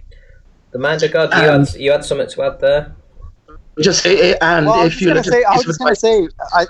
I think all of us would agree that we're designed for more than this. Fighting ballers, figuring out, how much our government hates us, what they're trying to jam into our body next and all that. So I agree. That looks like there's some major change happening where we're going to get assignments that. This is what you've been waiting for, Trag, right? This is what you've been waiting for. And let me just say a piece of advice, just to genuine. It's not so much as the government as the people pulling the strings behind them. Who lives in the U.S.? Who lives in the U.S.? I do. I live in the U.S. and my daughter's a nurse, and she said they came in the other day with a bunch of police, and they come in with a bunch of guys in hazmat suits and cameras and shit, and she said, I don't know. Colin Turner's just said we need to make lemonade out of the lemons this virus has thrown us. Amen. That's exactly what we need to do. She's a nurse. She thinks out of the lemons that you've got. Okay. Just so you know. I don't know. I'm not going to express an opinion. She's a nurse. She works there. She said they came in with cameras and hazmat suits, and then they were gone. But they got one ward that's protected by armed guards, and she thinks it's all bullshit. But I don't know. Okay, so these lockdowns. Getting video of empty hospitals. So these lockdowns in the US. So obviously there's going to be state after state after state that's going to get locked down. I remember a year ago, and I'm not trying to cause controversy here, but I will just say it as I've heard it. Is that I heard from a lot of Americans that we will go down fighting. We're gonna never have martial law here. We've got guns. They are not going to take us over. I mean, It just seems like everyone's lying down now. Yeah, they are. Yeah, right. They're all just lying down, giving up. Yeah, what happened to this? What happened to this movement of we are strong? The government will never tell us what to do. We have enough arms here to defend. But Ranty, sorry to interrupt, but that's a great point. No, he makes a great point because that fervor is gone, but that's why they're telling us to not go in bigger groups and meet 10, 20 people. So I agree with you. We can't encourage each other. Right. You're right, though. That's a good observation. Plus, I got all my kids here, so I really don't give a shit. I got all my kids here, so I'm going to go out that's the most important thing. But that's it's true. Kind of weird. For years, I've heard this though from the Americans. They will never take over our country. We're the last. We've got our rights. We've got the First Amendment, the Second Amendment, all these kind of amendments. You know, we've got them all, and you know, it's our right to bear arms, and we will fight. We will fight, and it's like. It's just city after city falls. The only thing the average American's good for is putting on their little pom-poms and cheerleading the government. They're a bunch of wussies, dude. Like, I'm putting myself in that. Well, let me say this. When they just tried taking away the gun rights in Virginia, and I'll say that Virginia was very impressive. They grouped together a whole goddamn squadron, country of some bitches to shoot that down to keep our gun rights. And they didn't do nothing violent. It was a bunch of some bitches legal with guns, and awesome. No law passed. Yeah, awesome. There's somewhere I saw two places. I can't remember where they were now off the top of my head, but two great big groups of people protesting against these lockdowns. But I don't think it was in America. I think it was like France or something. I can't say for sure, but I'll see if I can have a look through my history and find out where it actually was. But people are protesting. Paige, let me throw this scenario out there. This is kind of a weird one, but what if they're doing this, okay, like maybe for mandatory vaccines and all that, and what if they do it like where if you're not willing to get the vaccine, you got to take a mark, like a mark on your hand or your forehead or something if you're not going to take the vaccine, and they try and call that like the mark of the beast. Like, I just saw an article in India. That's a hell of a. I saw that an article in India that they're doing that. They're marking people based on corona on something on their hand. So yeah, it looks like it's something like so. If you take the vaccine, which could be the mark of the beast, or if you don't, they turn it around on us. If you don't, then you got to get a mark, which they try and call the mark of the beast, like to turn shit around on everybody. There's a little 6-minute video here, Auntie. ID 2020 coronavirus vaccine from a channel called The Rapture Puzzle. And I reckon you should play it now in the stream. It starts off with Bush talking about, the government has power to shut down entire cities, the New World Order and how it's going to happen and all this kind of stuff. It's only like 6 minutes long. I'll probably play it tomorrow. I'll play it tomorrow. I haven't got time to. Okay. All this stuff is given to us, right? All this stuff is given to us. Everything we see, we get to see. We're no great brains for figuring out that NASA is steeped in fakery. So can we not think deeper than all of this? I'm not saying anything regarding the video there, Paige, but there's going to be so much sort of roads and pathways we can be led down as individuals now. I'll tell you one thing, my friends. I have absolutely no fear. This is exactly what I've been waiting for and expecting. And if you think about it, the whole world is corrupt at the minute. Everything has been shut down, and people have no reason to reach for their guns now because everyone's in fear of their own lives, their children's lives, and everyone, I think, will come together now. Let me just say one more thing. Mind of God, you're a Christian, right? And you told me last week you didn't know about the legal name fraud, the biggest fraud against humanity. In these times, as Brian was talking about this forced vaccination, well, if you don't know that you're not the legal name, if you don't know that you're the highest authority on the land at this stage, don't have to do anything about it, just know it, well, then you're going to be lacking if and when or whenever that comes about. Whether it comes about or not, who decides? I guess you do in one sense, right? In your mind. I have no fear walking the streets. I'm happy that everything is shut down. I'm happy. It's all fake shit. It's all fake fucking shit. The creator's in control of everything. If you look at history, the only revolts come when there's no food. Okay, as long as we're with our families and we are fed, things will be fine. The food will be in supply. Everything will be broken down to basics. Think of all the things that we don't need. I'm so glad I have my guitar. And now I have the opportunity to reunite with... Hey guys, what's going on with the likes and the dislikes? I mean, I've seen it over 20 and 20 and it's dropped now to 7 and 11. This has been going ridiculous. It seems like YouTube is absolutely fucking with me right now. So if you want to make a comment, well not a comment, but a thumbs up or a thumbs down, please do it right now and watch what happens to it, because I'm sure this stream is being screwed with. But we should bear all these things in mind. Pete Shea, if your son is out there listening, your father is a wise man way past his time. He's got a crazy way sometimes of expressing it, but he's a very wise man, and he definitely thinks outside the box. So if your son's listening, I'll attest that you are a wise man way past your time, Pete. I thank you for that, my friend. Yeah, I agree And can with you that. imagine that reunion page? Pete, if we're shouting out your son, he should subscribe to The Mind of God to learn about Bible literalism. Listen, how about this one? How about this one? I won't tell you that everything is for a reason. We are wondrous beings here. And if I was to start telling you about the number of coincidences and associations with 9/11, up to and including my very son himself. Now, here we are in the midst of the coronavirus, which relates to the son, first of all, but also means crown. My son's name is Stephen.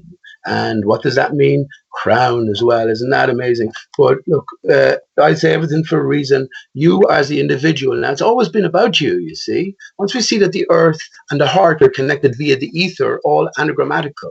If the ether stopped this minute, we're all dead. Why do you think we vibrate?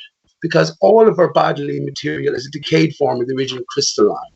When you go to the beach and the sand transformed to earth, slowly but surely, as you dig down and go back to sand again, all parts of the original crystalline tree, and there's only one tree, Aristarchus. That's the way it's written.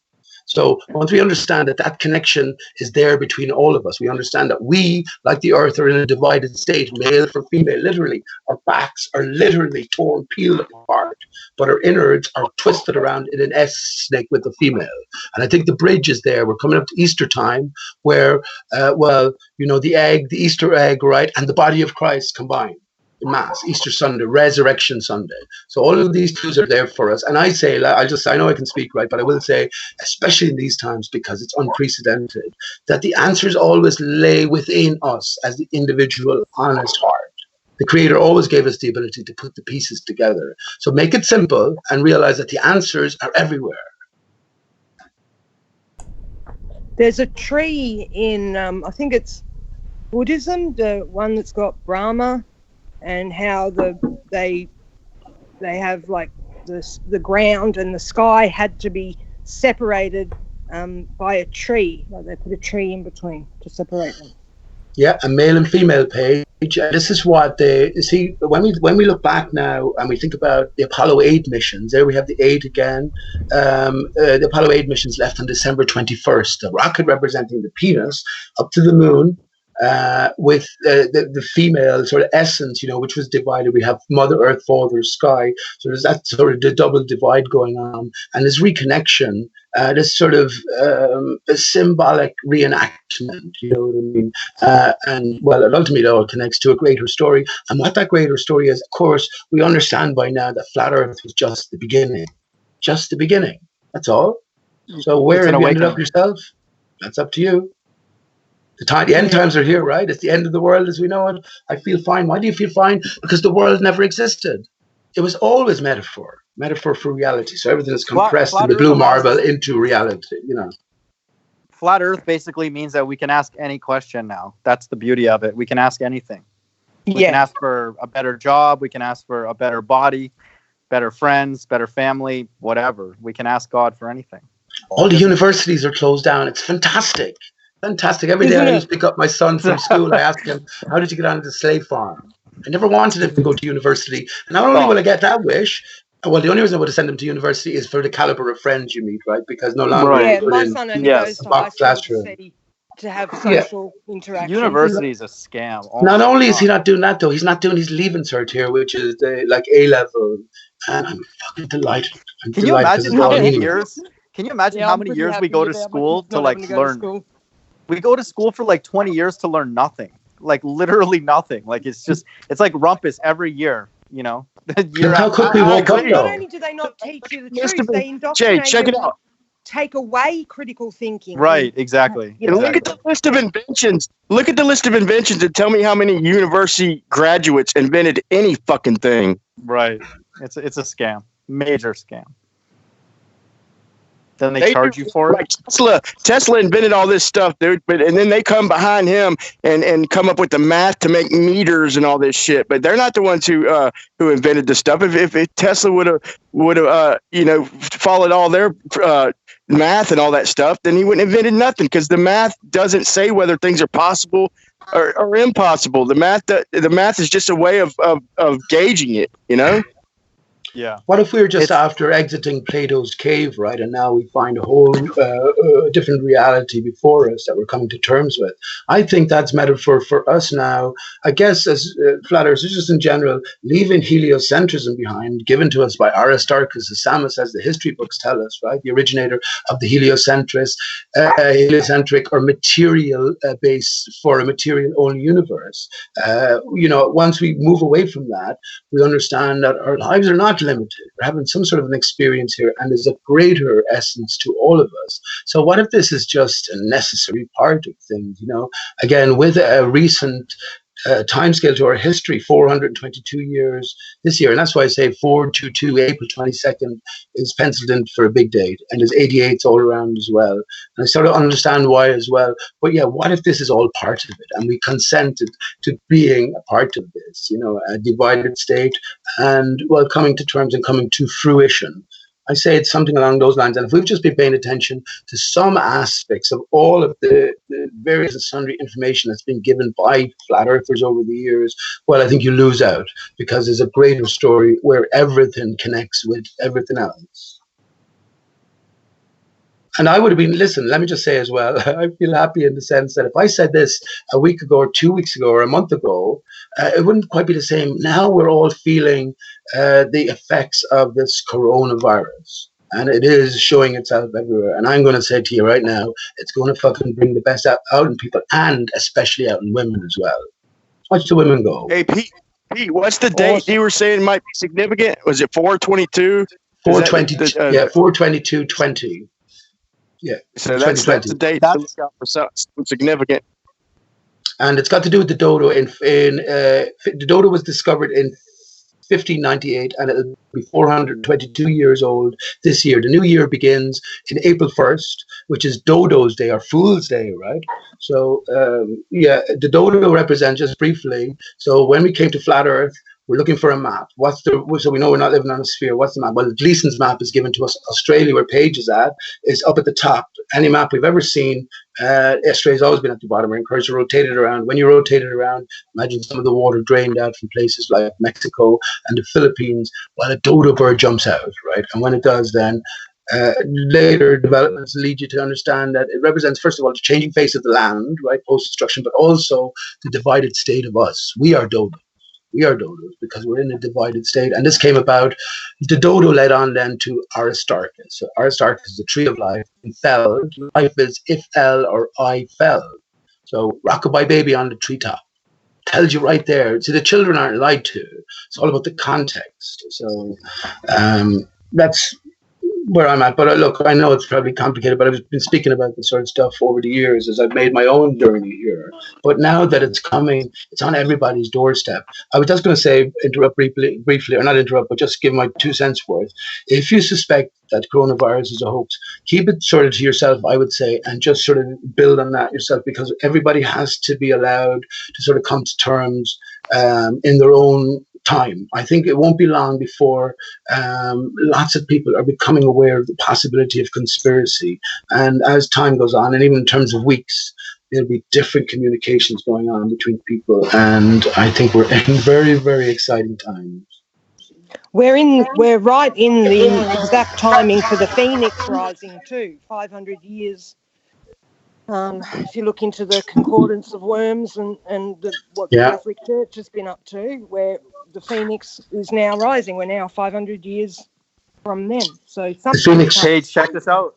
Mark Sargent predicted another civilization will be revealed this year. Mark Sargent. So let's see what happens. Oh. Mark Sargent, prepper. I reckon I'm the only person, as far as I know, honest to God, and it's crazy, but I know I'm not the only one who's following the clues. But Mark Sargent, with his clues, Mark Sargent, prepper. He was a prepper, and of course, here we are. If you're a prepper right now, you're doing well. Mark Sargent, it's a reference to Sgt. Pepper's Lonely Hearts Club Band. Once we understand that history is scripted.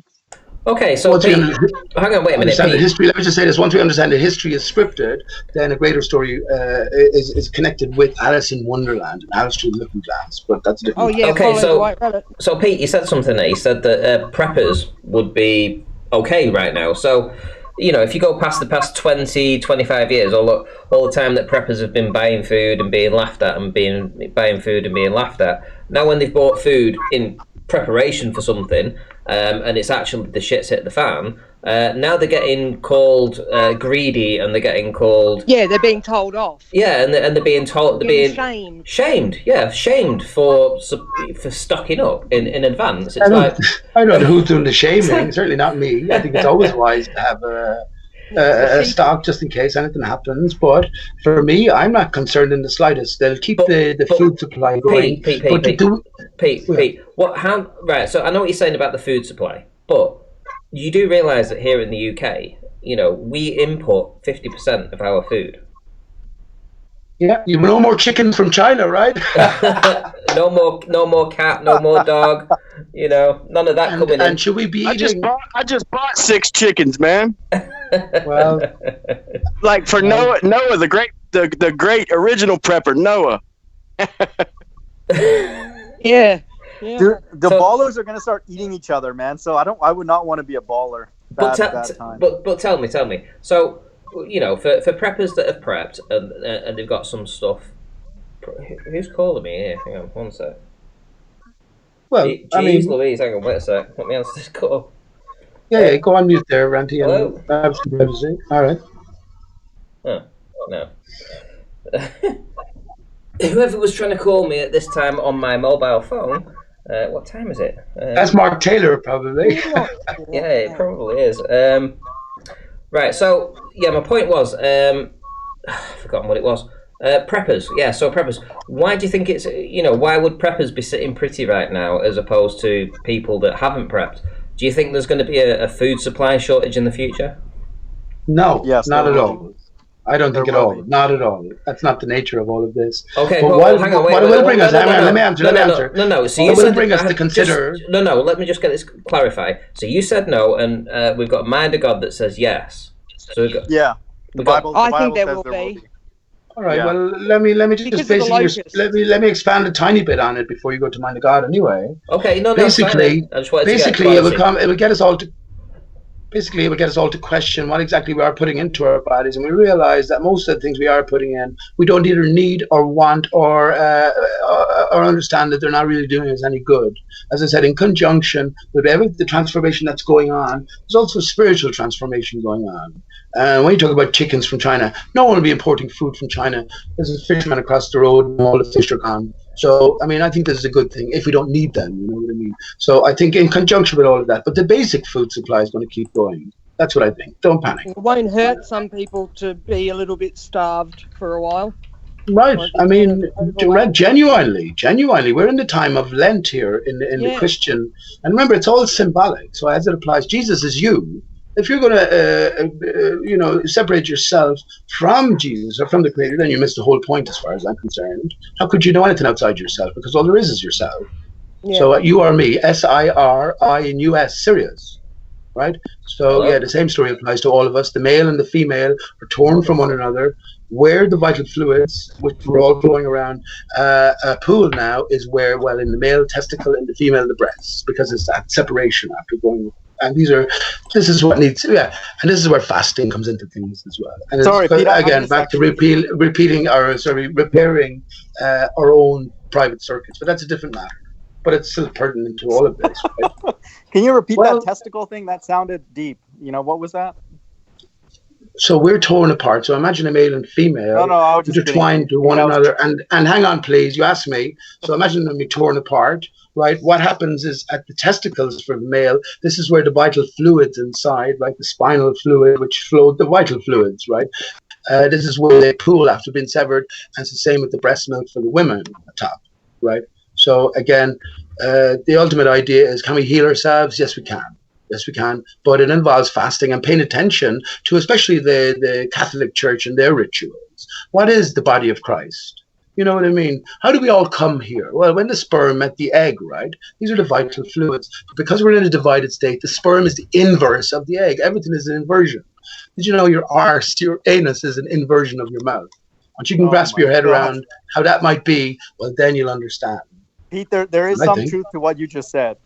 For some people, yes. So, I can't argue with that. So. Especially shout out to Mason B though in the chat. But yeah, man. So Pete, what's the timeline? Shout out to Ranty's saying September. I'm curious actually where you got that month, Ranty. Where do you remember I said it was exactly 6 months or half a year between April 12th and September 11th. April 12th was when the Titanic set sail. The Titanic was a symbolic hoax, right, which represented one becoming two. Then we had 100 years up until 2012. Let me say, by the way, 2012 happened. Anyone else? I was really excited about 21st of December 2012, but I understand now why I didn't quite get it, right? That was the death of the sun, right? 21st of December, as it goes to its furthest outstretches and remains in the same spot, because Aristarchus at the center is at its lowest aspect, right? And then after 3 days, it rises again, and Aristarchus rises and the sun starts to come in. So this is what it all sort of ultimately represents. But yeah, that was 2012. But in the Gospel of John, we read that for 8 days it took Jesus before he ascended following death. So 2012 plus 8 is 2020, right? Now, why Jesus? What is Jesus? That's a different story, isn't it? That's a different story. Again, this is where putting all the pieces, understanding 9/11 as the symbolic hoax that it was, but representing the two becoming one again. Right, the two twin towers unbirthed and the one unified whole rebirthed. That was 19 years ago. As I said, 19 was a big year last year for me. I thought it was going to be 2019 page, but I was counting from 2000 instead of 2001. Yeah. What do you think? What if the elites have actually found the gates that the Book of Enoch talks about, where the sun comes out of the gate in the east, and they have reverse engineered the technology to create a sun? And there's six gates in Enoch. There's 6 gates. Isn't there 12? I think that's exactly what's happening, Paige. 3 east, 3 west, 3 north, 3 south. What did you say? I said, I think that's exactly what's happening. And when I talk about Aristarchus being repaired, all of the tall steel structures now will take the place of the giant trees. If we think of a land with giant trees conducting the life energies and withholding the barrier, right, in a sort of an apple-like shape. And the towers falling, are them felling the trees. Right. So when the tree was collapsed, which is Aristarchus, then you had a collapse of the barrier, and the desert areas around the earth, right, there where the supporting pillars were holding up the barrier. So what we have now to replace that is steel structures, and in conjunction with HAARP, CERN, other structures like this, you'll have what I call it. The best way I can try to think of it myself is a reinflation of the bubble, and I think that's happening. Whether when you call the elites, I don't know. Is it all been about all of us? Right? Are we all in this together? You know what I mean? I don't know. I sense. I don't have a better word for it. The people who,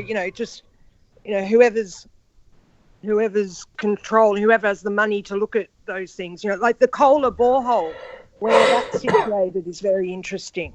And I just started thinking, well, what if they actually got into one of the sealed rooms, or all of the sealed rooms underneath the 144,000? What if they got in there and found the technology and just reverse engineered it, and now they can actually send the sun out like it's coming out of the gate that it always came out of, but it's their sun, not our sun? Yeah, that could be going on at the minute, right? But let me say, Martin Liedtke talks about star forms. I think the best way I can envisage it or look at it is we live on the stump of the divided tree of life, on the underside of it. So when you have star forts, basically what they're doing is going into the center of the tree, or to a little bit underneath the ground. You can only get 8 miles, which is the same depth as the Mariana Trench. But you can go underground, maybe these star forts. I have an idea. Mauritius is a possible place for me, in my own thinking anyway, where there might be an exit point. So you go down, go up and underneath the barrier, and you get into the North Centre. And I think that's, if there's any way, that's the way to do it. But look, it all comes back to your own individual way of thinking about things. And all I'm doing here is painting a picture of, well, as best I can anyway, my own sort of pathway here. One thing I do know for certain is certain things are written into the greater script of life. And, it's up to the individual whether they want to read it or not, Let me just say this as well for all the conspiracy people out there. Remember all the time you spend trying to convince your loved one of certain obvious, conspiratorial facts. Now they will look upon you in a different light as more and more sort of conspiracies come to air. And I think, that can't be a bad thing, right?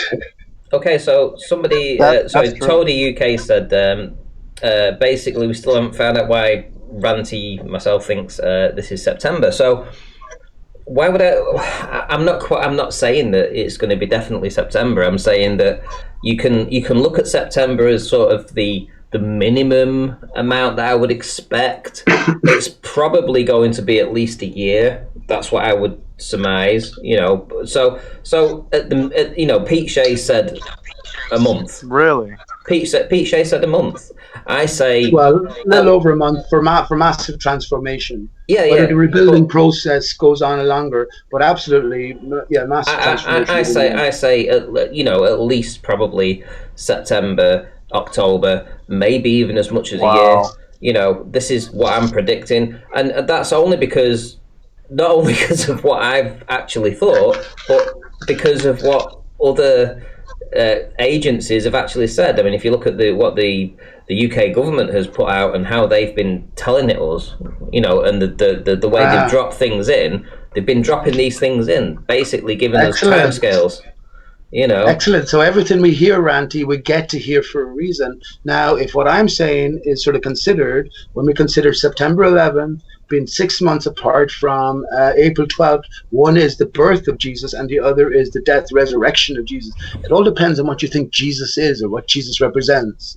Jesus is not a good thing if you want to look at it in terms of our true natures, because here we are in a divided state. The sun is the great agitator. Everything is not natural, you see. So, excellent. I'm sorry. Excellent. I'm sorry, Pete. I'm just laughing at some of the comments here. So I was playing a video. Laugh away. No, I was playing a video from the Wuhan market, basically where they say that this virus came from. We know that it came from near there, but it wasn't actually from the market. But we've got people because they were seeing some of these images on screen, and I'll just say some of them. Rat on a stick, £2. Rat with a stick up its arse, £2.50. Lovely, I like it. Rat kebab, anybody? So I mean, it's pretty gross what the things that they were selling there for sure. But I want to. That's nasty. Yeah, it was nasty, man. I mean, they had dogs in cages ready to be killed, cats in cages that were. I mean, a guy picked up a kosh ready to just kill it. Oh man, they had snakes, giant snakes. I mean, this snake must have been 30 foot long. I mean, it was ginormous. And chopping it. Do you like your bacon? Do you like your bacon, Ranty? I do like bacon, yeah, to be fair. Well, I mean, the poor animal has to be, his life is foreshortened for your dinner plate, and at the end of the day, when an animal is dead, it's dead, right? So the snake, his life is worth as much as the pig's life. I know what you're saying, but there's ways to humanely kill a snake humanely. Yeah. Well, no, I'll just humanely just do anything. It seems that what was going on in that market certainly wasn't humane. Don't do it. Mason B says, please let the mind of God speak. I have to agree with that. Yeah, please let the mind of God speak. No, I've been speaking. It's fine, man. I'm just as kind of confused as to what the hell is going on as everybody else. I'm in Houston, man. It's a ghost town. It's good for traffic because no one's out, but then that's scary about the economy. So I have no idea what's going on. Ian Adams says, yum Ranty, is this your stash? Absolutely not. The market is not my stash. And hi to you, the astral thief. But old double beg FPV says the Labradors look tasty though. No, I don't think so. I'm not one for eating dogs. But dude, Ranty, you've been so good on these predictions lately. You can call your name Prophet Ranty.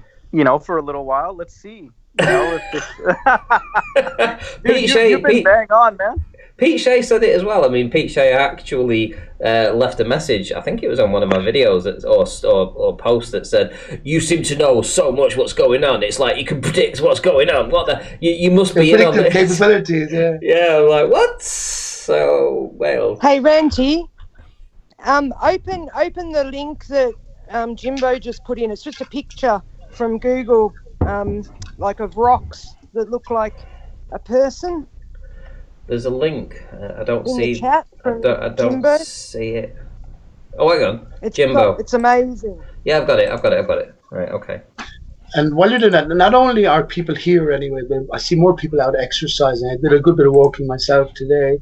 But yeah, they're eating healthier as well, you know, and they're thinking more clearly. That's the way I see it going. That's absolutely the way I see it going. That looks like a giant human.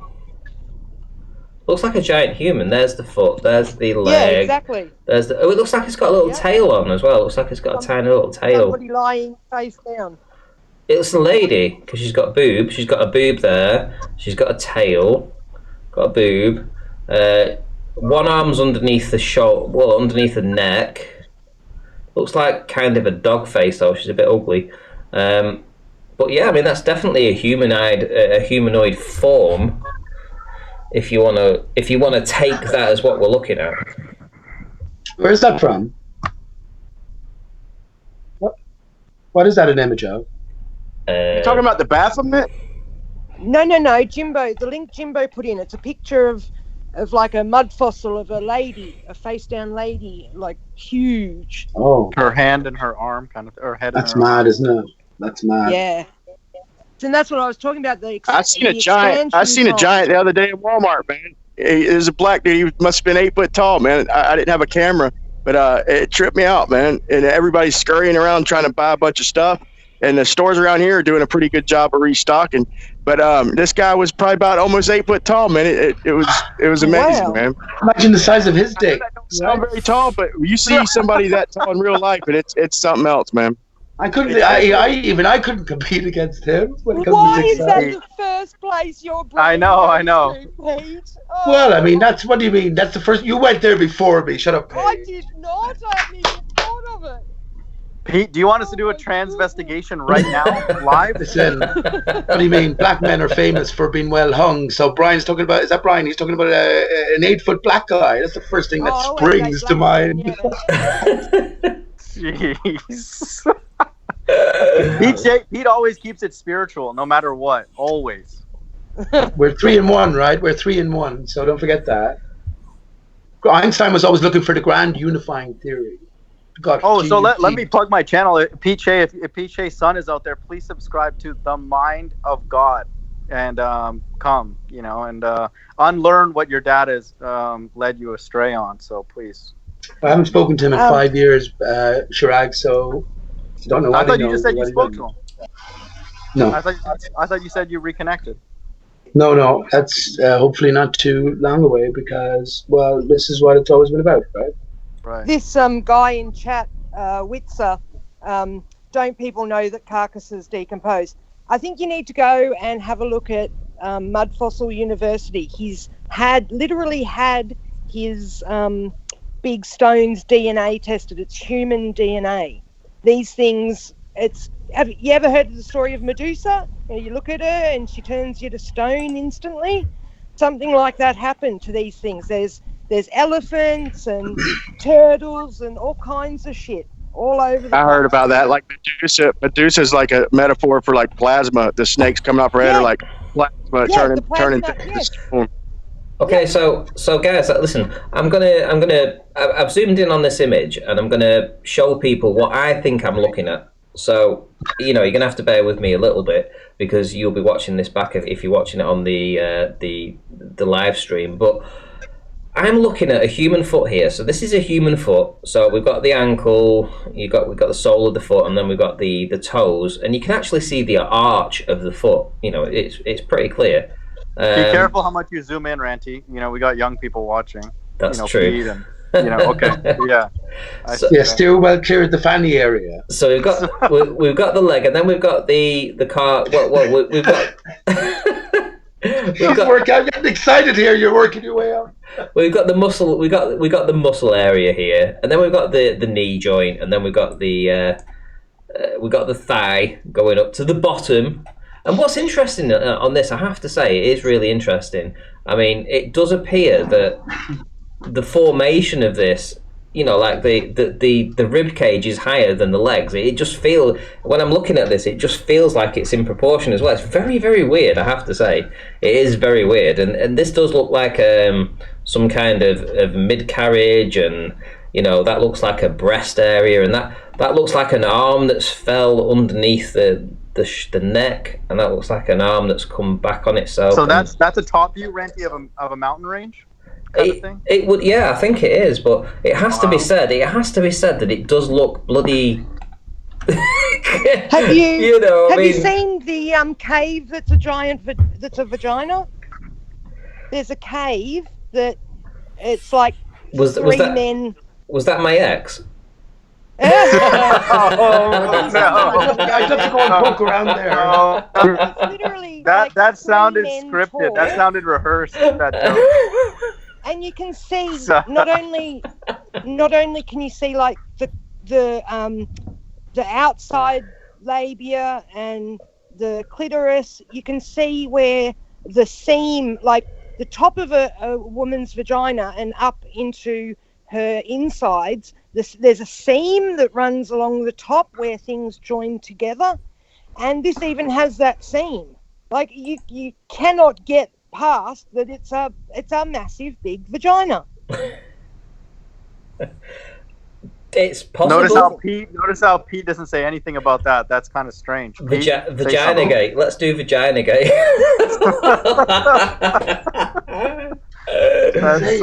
You enter there, the walls are rock hard, right?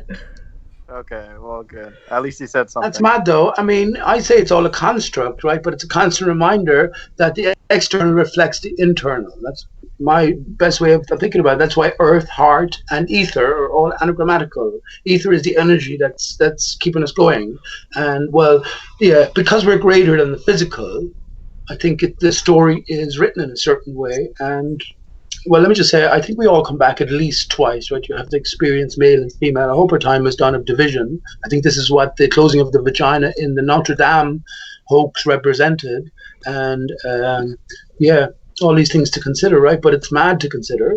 It's good to talk about these. Rather than talk about Aaron Armstrong and his fear porn, this is getting to the heart of matters. And this is what pervades... That guy was so arrogant. Comes on here, tells us to give him an applause for jamming all types of garbage into everybody's body. That's sick, Like, then and it's funny that he didn't want to talk about the ball Earth, which is objective. So how can we take somebody like that seriously about medicine? That doesn't make sense.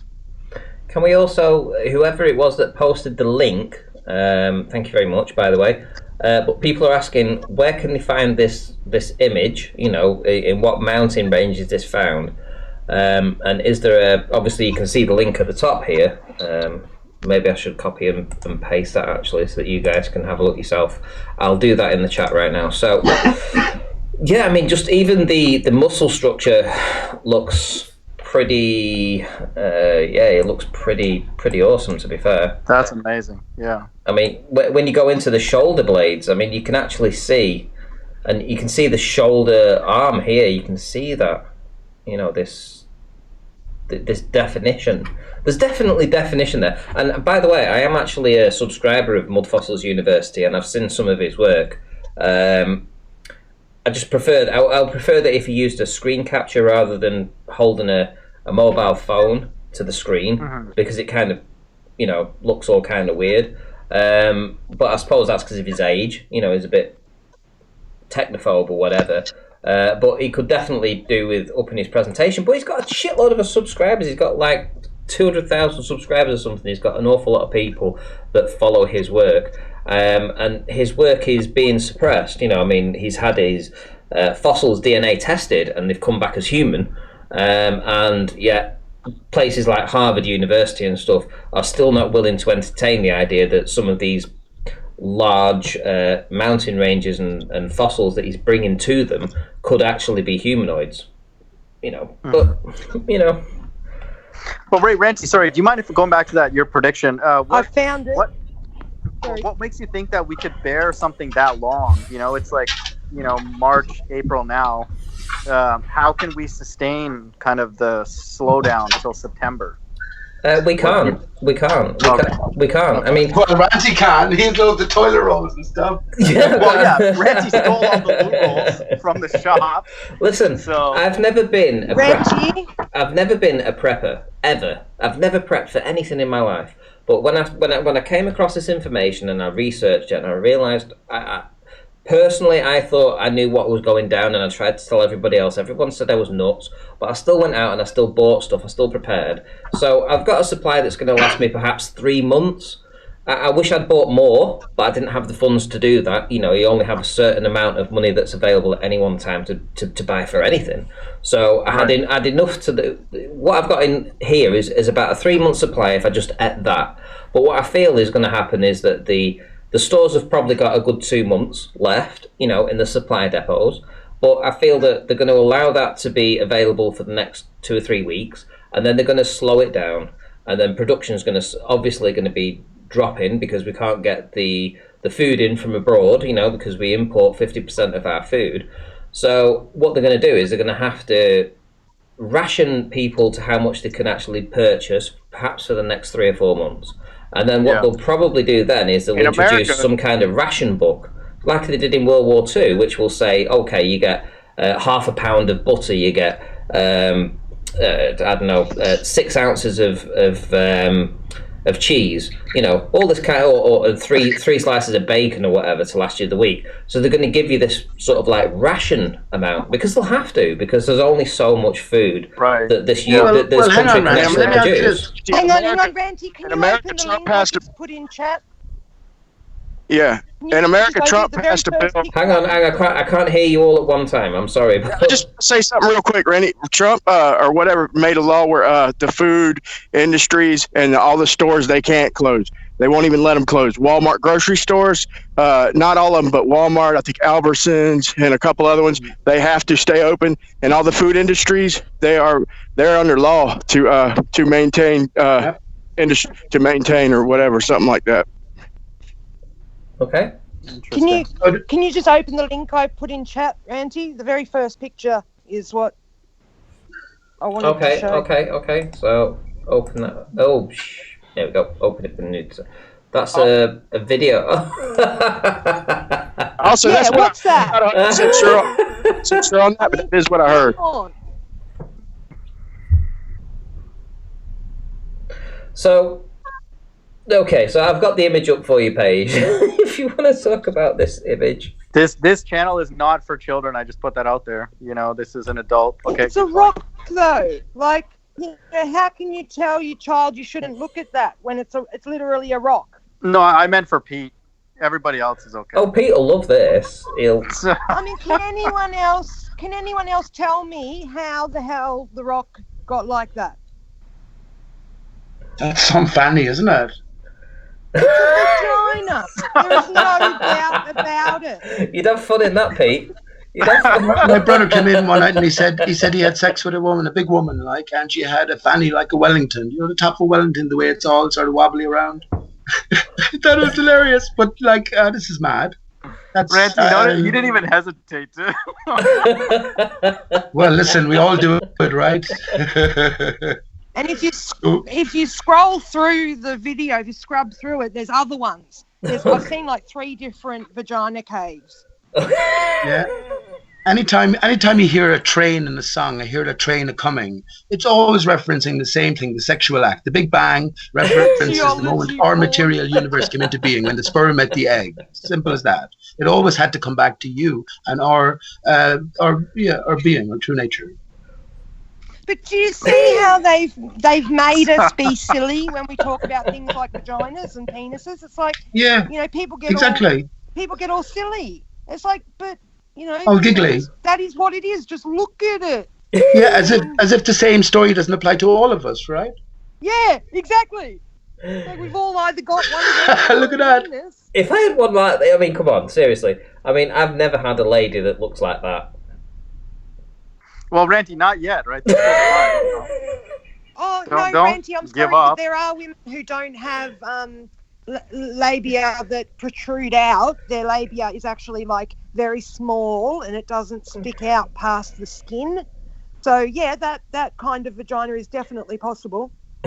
YouTube will guaranteed take this video down. This is exciting. Oh no, they'll not I take wonder it how down. Brenda's getting Oh, on. really? They'll not I take. wonder how They'll not Brenda- take the video down. But Hey, Ranty, did you hear Brenda? I wonder how Brenda's getting on with her new vagina. She ordered the deluxe version of the ramshackle vagina, and it was like red herring scented. Extra big So- flaps. What the hell? That's Brenda, who had the cock and bollocks off, and she keeps the cock and balls on a jar above the mantel. I need proof and evidence of that, Pete. Well, You know, you got to would, but support. your eyes You've would got to never support. forgive you. You've got to support your claim. You've got to That's support your claim vagina here. after coronavirus. listen, just listening or just speaking to Brenda, you have to almost picture that, right? If the story is true that Brenda had his No, cock no, and I'll balls tell you off, something. Every and he time, had every vagina time that fitted. I've spoke to Brenda, I have never thought of a vagina. Seriously, Never. never. What do you mean? Well, you just said anytime you speak to Brenda, it's the only thing you can think about. For me personally, I don't speak to Brenda and think about a vagina. So you never thought about Brenda having the cock and bollocks off and the vagina fitted? Nope. Obviously, the ramshackle vagina is a joke, but something has to happen. Never, ever, That must ever. have been painful. Anyone sub to Pete Shea, please subscribe to the Mind of God. I will help undo. Listen, this is Brenda saying this, right?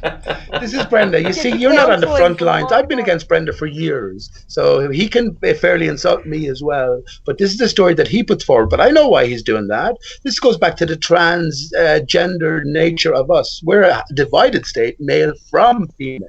Even the good book tells you that, right? Mind of God. In one body. And actually, Paige, you mentioned the phoenix earlier on. Phoenix rising from the ashes, from the dust in Genesis 2, we were created. Well, the dust of what? Well, I say the star exploded, right? Or the star was divided, which is our star codes, right? But Pete, I don't think we go into different gender bodies in the reincarnation. I don't agree with that. I do think that spirits that have been in female bodies that go into male bodies and vice versa, that can explain homosexuality and trans. I think there's no female angels because all angels are male and female combined. We are in a divided state. And when you combine, actually, this is a good exercise for all of us. How would you intertwine a male and female, your counterpart?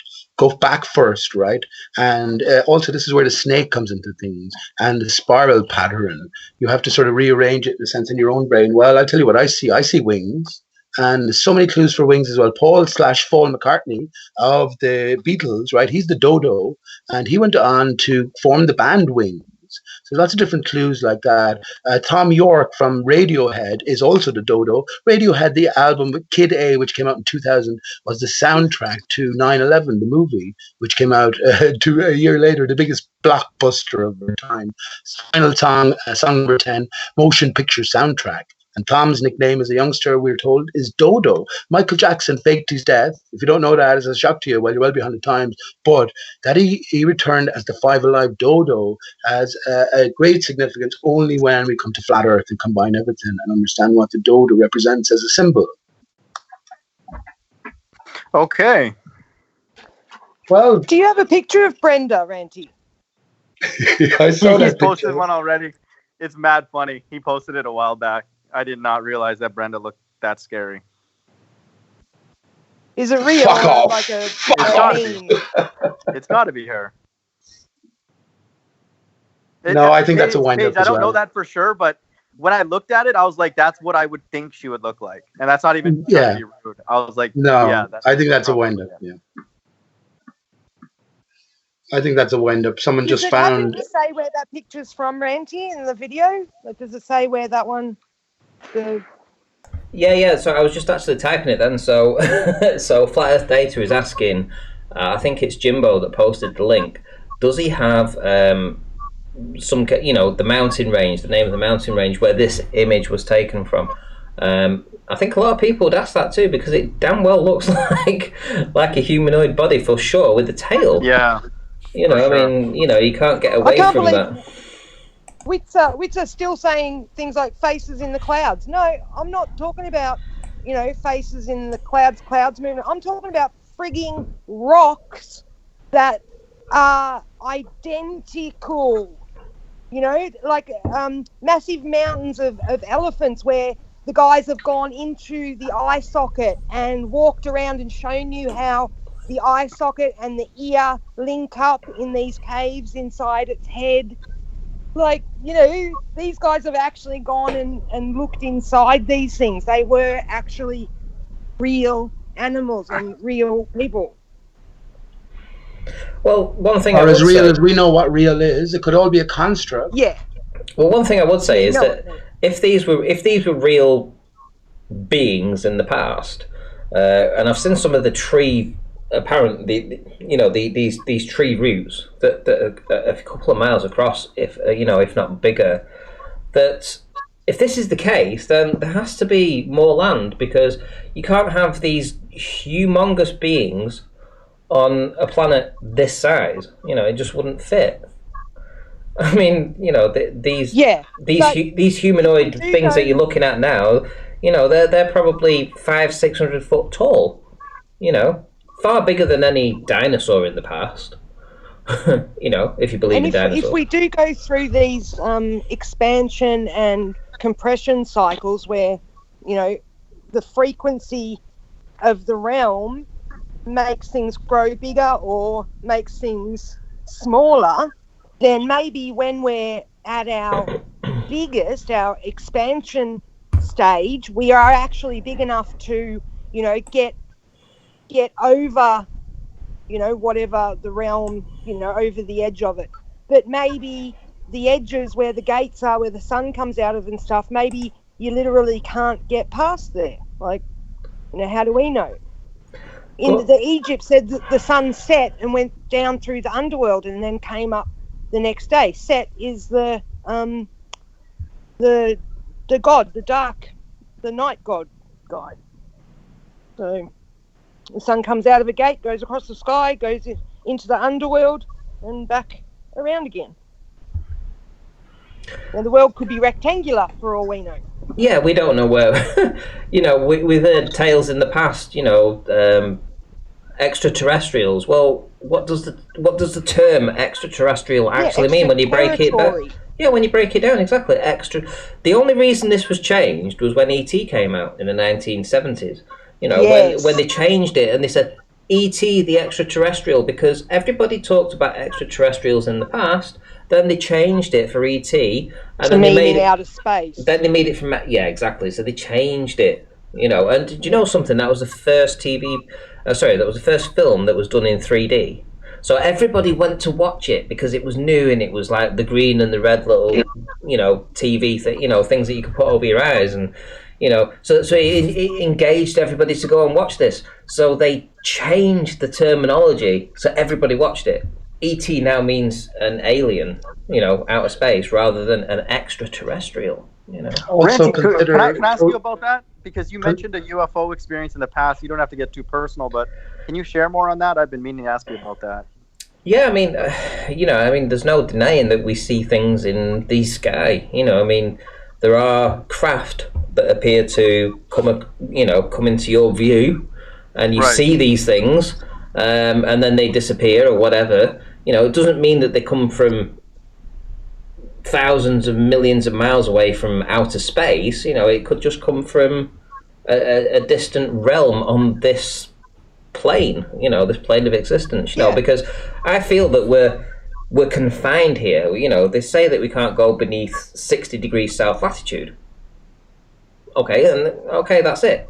So it's a ring. It's a ring around the North Pole.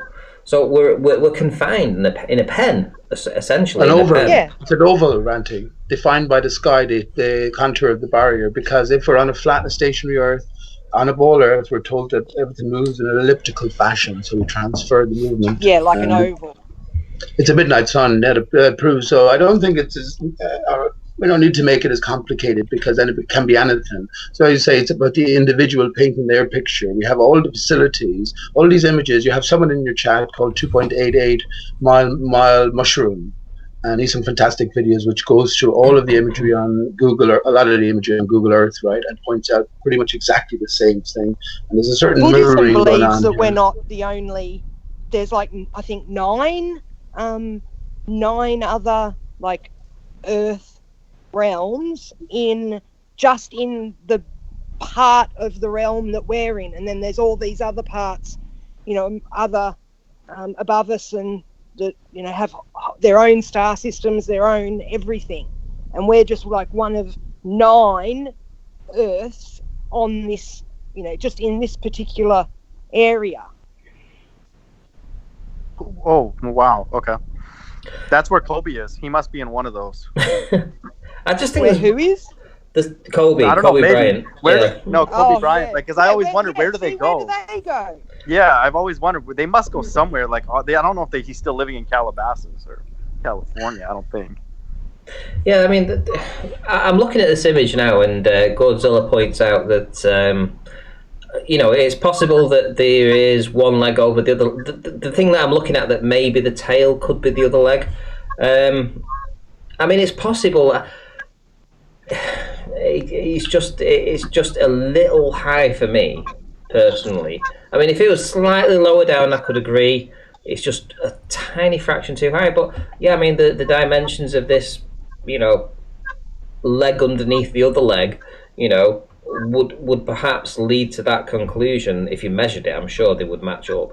But it's just where it starts off. It starts off, for me, it starts off too high, which is why I'm saying it's a tail.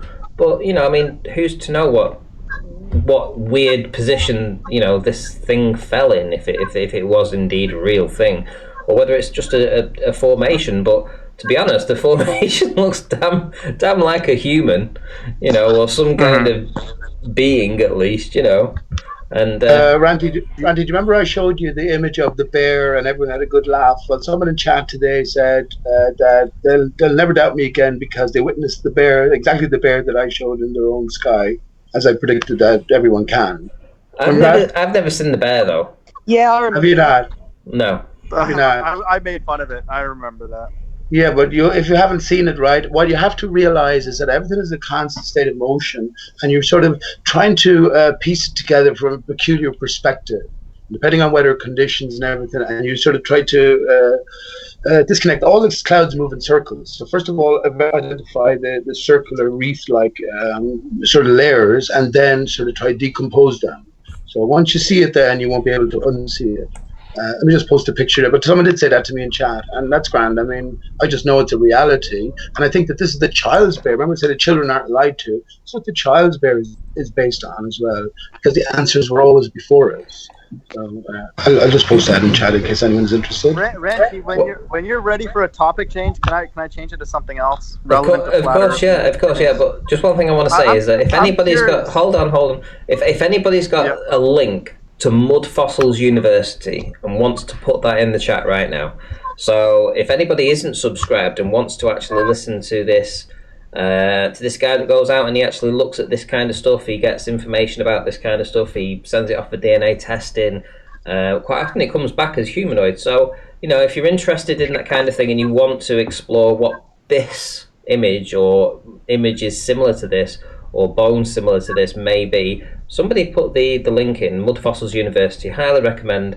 Go over, subscribe, and watch his stuff. So now I put a link into the video, and if you click on that, it'll take you to Mud Fossil. Awesome. Let me just say something. Hold on. The Mind of God was saying. The Mind of God was what? Well, no, Pete, you can finish this bear thing, and then I'll ask a question. Let me just say it briefly. I know it's all funny and hilarious and everything, and I thought that this original image, which is not mine, I thought it was an exaggeration because I noticed the pattern. The pattern is definitely there, but then I saw it in its almost exact form like this. Remember, everything is sort of transforming gradually, slowly but surely, and you have to sort of realize the perspective of it.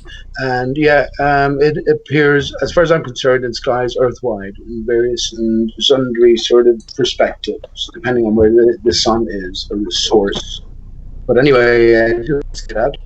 Pay attention these days, especially, right? Come on. Pete, I see one right now. If you're skeptical about the DNA outside. test, Mud Fossil University, he actually did a video where he shows you pillars of creation. If you heard the pillars of creation from I was just going to say, Paige, I'll shut up then. If you've heard of the Pillars of Creation, Yes. the image from Hubble, well, Yes. wouldn't it be just remarkable if you could find this image at the very vast extent of our universe in your local clouds? Well, of course you can. And how ironic would that be that you're seeing it at the nearest possible distance as opposed to the furthest? And well, this is because there's a pattern being expressed, right? And everything is interconnected. But you could also look upon that for an investigation yourself. I'm not too bothered at this late stage. It doesn't seem to matter, right? One thing I will say is that everything is known already. Don't fool yourself into thinking that the powers that be, the controllers, whoever you want to think of them, that they don't already know all of everything that we know. The story's already written. So That's a good segue, Peter. What do you guys think for flat earthers about these wars? You know how like for a while North Korea hated us, and then so what do you guys make of all this beef from even the historical wars? Do you think they're all just Wikipedia, or did they actually happen? You know, World War I and stuff. Yeah. I think in the very recent past, you know, from what we can tell, things, you know, those things happened. But if you look at people like Martin Leakdy that put videos out and they do the research on the fake history, you can go back to the early 1800s, and they say there was a reset then. You know, so like 200 years ago. Really? Yeah. So it makes you wonder, you know, I mean, how much do we actually know? And then when you actually look for a book that was, you know, written sort of like 1750, 1740, it's really difficult to find one, you know. Yeah. You know, it is really difficult. So who knows, you know, I mean, maybe these are constant resets that just keep happening. We get to a certain level, you know, the understanding gets to so great, and then they reset everything, and then the people that are left, you know, that avoid all of that, they have the knowledge. So they can be like the next Einstein, you know. Right. Yeah, and they started off the way they want. Yeah, and then But you guys don't think North Korea hates us or anything like that, right? Or Americans, or you know how North all Korea. wars No, are they fake, were man. put- The Are you World trying to War say- One, World War Two, they were all fake. They were all no fake. for the most part. people died in World War One and people died in World War Two. Listen, for the most part, Ranty, they were all faked and fabricated. Pearl Harbor was a fabricated attack. The fakery didn't just begin with 9/11 or Boston bombings or JFK. It goes all the way back. Titanic never sank. That's the greater picture here is what we're encouraged, I think, to read, and especially now with these facilities that we're given, and especially now, have we forgotten the times that we're in? Pete, These are unprecedented. Pete, let me just stop you there. A boat did sink. You know. Yeah, I think they supposed killed the guys that were. On No, it. there's no boat that sank there. Come on. they've dived down Asta, and they can right, see last the name's damn boat at the bottom of the No, you ocean. can't. James Cameron is responsible for doing this. Oh, Have my you heard of goodness. models? You know, have you heard of this is all theater? It's a symbolic affair. It's like 9/11. No, this isn't James Cameron that went and sent a remote vehicle down there to actually film the wreckage. You know, there's been people that have sent the remote vehicle down and filmed it. Pete, you can actually. Yeah, and they couldn't be involved in any way at all. They're anti, especially if there's a greater picture here and they're all insiders. People ask, how could so many people keep a secret? Well, if you were let in on, let's say, the flat Earth secret from the day you were born or you joined the club or whatever, and then you were let into the greater reality and the greater plans, of course you would play a role. Are you playing a role, Ranty? Maybe you are. Are you But playing a Pete, role? What did you say, Pete? You said that, you know, not really many people died in World War One or World War Two. I mean, come on, Pete. No. But No, what all if, this research what is I was done. saying before It's all about pate the movie sides, stuff. what Yeah. if they're controlling both sides, but they hate each other as well? So they do things to each other, like kill each other and sink a boat that other people on the other side are on. Yeah, but that doesn't mean that they don't send real people over the top to go and get shot. You know, those things happened. You know, I'm not saying everything is a hoax, but I'm saying for the most part, the story we're presented regarding World War One and World War Two, just like the Afghanistan War, of course, it's yeah, all it was greatly exaggerated. There's a deeper. Hang on, please. There's a deeper game in play here, and as I say, I agree with Paige. It's about one of I agree with Paige, as I mentioned earlier on. It's about a re-energizing of this area, this Earth, right? And I think it's vital for all of us to understand. Just myself, I think that we understand that this is a divided state we're living in a wasteland. All right, let me ask you a question, Pete. Do you think they were burning Bibles in World War II, or do you think they were burning something else, like history? Oh, well, obviously it's mass deception. Of course, once you get beyond a certain point, you're led to think that Hitler was the hero and then all the Ally leaders were the villains, you know what I mean? But then once you move beyond that again, you get to see it's all theater. So there's a greater script running through it. And I guess if you're not reading it or looking out for this, I think we're being prepared, especially recently, to look at all of the hoax events. We're encouraged constantly to look back then at other things we took to be true and re-examine them. Regarding the Titanic, no better place to fucking hide sweet Fanny Adams, sweet fuck all, than in the middle of the Atlantic. And then, because it's an integral part of this greater script, remember it's a symbolic Titan IC, one became two, right? Then we have 100 years of turmoil. Then comes 2012. April 12th is now this Easter, Resurrection Sunday, right? So it's all interconnected. 1.5 year between April 12th and September 11th, when Jesus was born and Jesus was died and resurrected, rose again, born again. In a spiritual sense, relate to us. That's the greater story. But look, you're free to take. I don't think you should get too involved in it. If you suspect fakery, move on from it because you can't relate to it.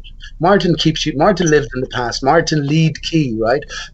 Martin is an able-bodied seaman, which is a tar, who speaks much about Tartaria. Well, there we have in the very center of Aristarchus, Arise, tar. Because a tar is, as I said, an able-bodied seaman. That's how we all came to be, right? When the semen met the egg. But otherwise, where are you going to be at? Where are you going to, especially in these times? It doesn't seem much point in listening to. At the end of the day, it's just some people talking, right? But it doesn't seem much point in, I think anyway, listening to the debates anymore or the constant sort of re-engagement with the same crews, like with the same arguments. It's just getting nowhere. Right, guys. Ranty, remember when you told me that? Ranty told me that retarded has tar in it, and so does Aristarchus. So I thought that was a very good observation. A tar is an able-bodied seaman, right? No, but we're dealing with people who think it's irrelevant that they've been lied to about everything in this realm. Like, we're literally dealing with people who say, "Oh, well, that's irrelevant." That everything you've been taught in school, all the history, all that kind of shit. It's all bullshit, but somehow that's irrelevant. When literally that's all that should be relevant. Like that's your whole life. To me, that proves a creator because he's basically setting a new stage every generation, and he's just almost wiping it clean so we don't get overwhelmed. That's my takeaway from it. It's not rocks tending to resemble human form. He's got DNA. He has got certified human DNA from this. Like, either do your research or shut the fuck up. You don't know what you're talking about.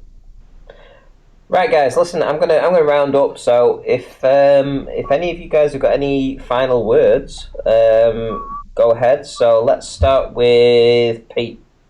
Pete, have you got any final words? Not really. Just to say as well, if you have hoax on your mind, I would keep it generally to yourself because there's so much panic merchandising going on at the minute. Otherwise, keep the spirits up. This is what it's been all about. The illusion had to end.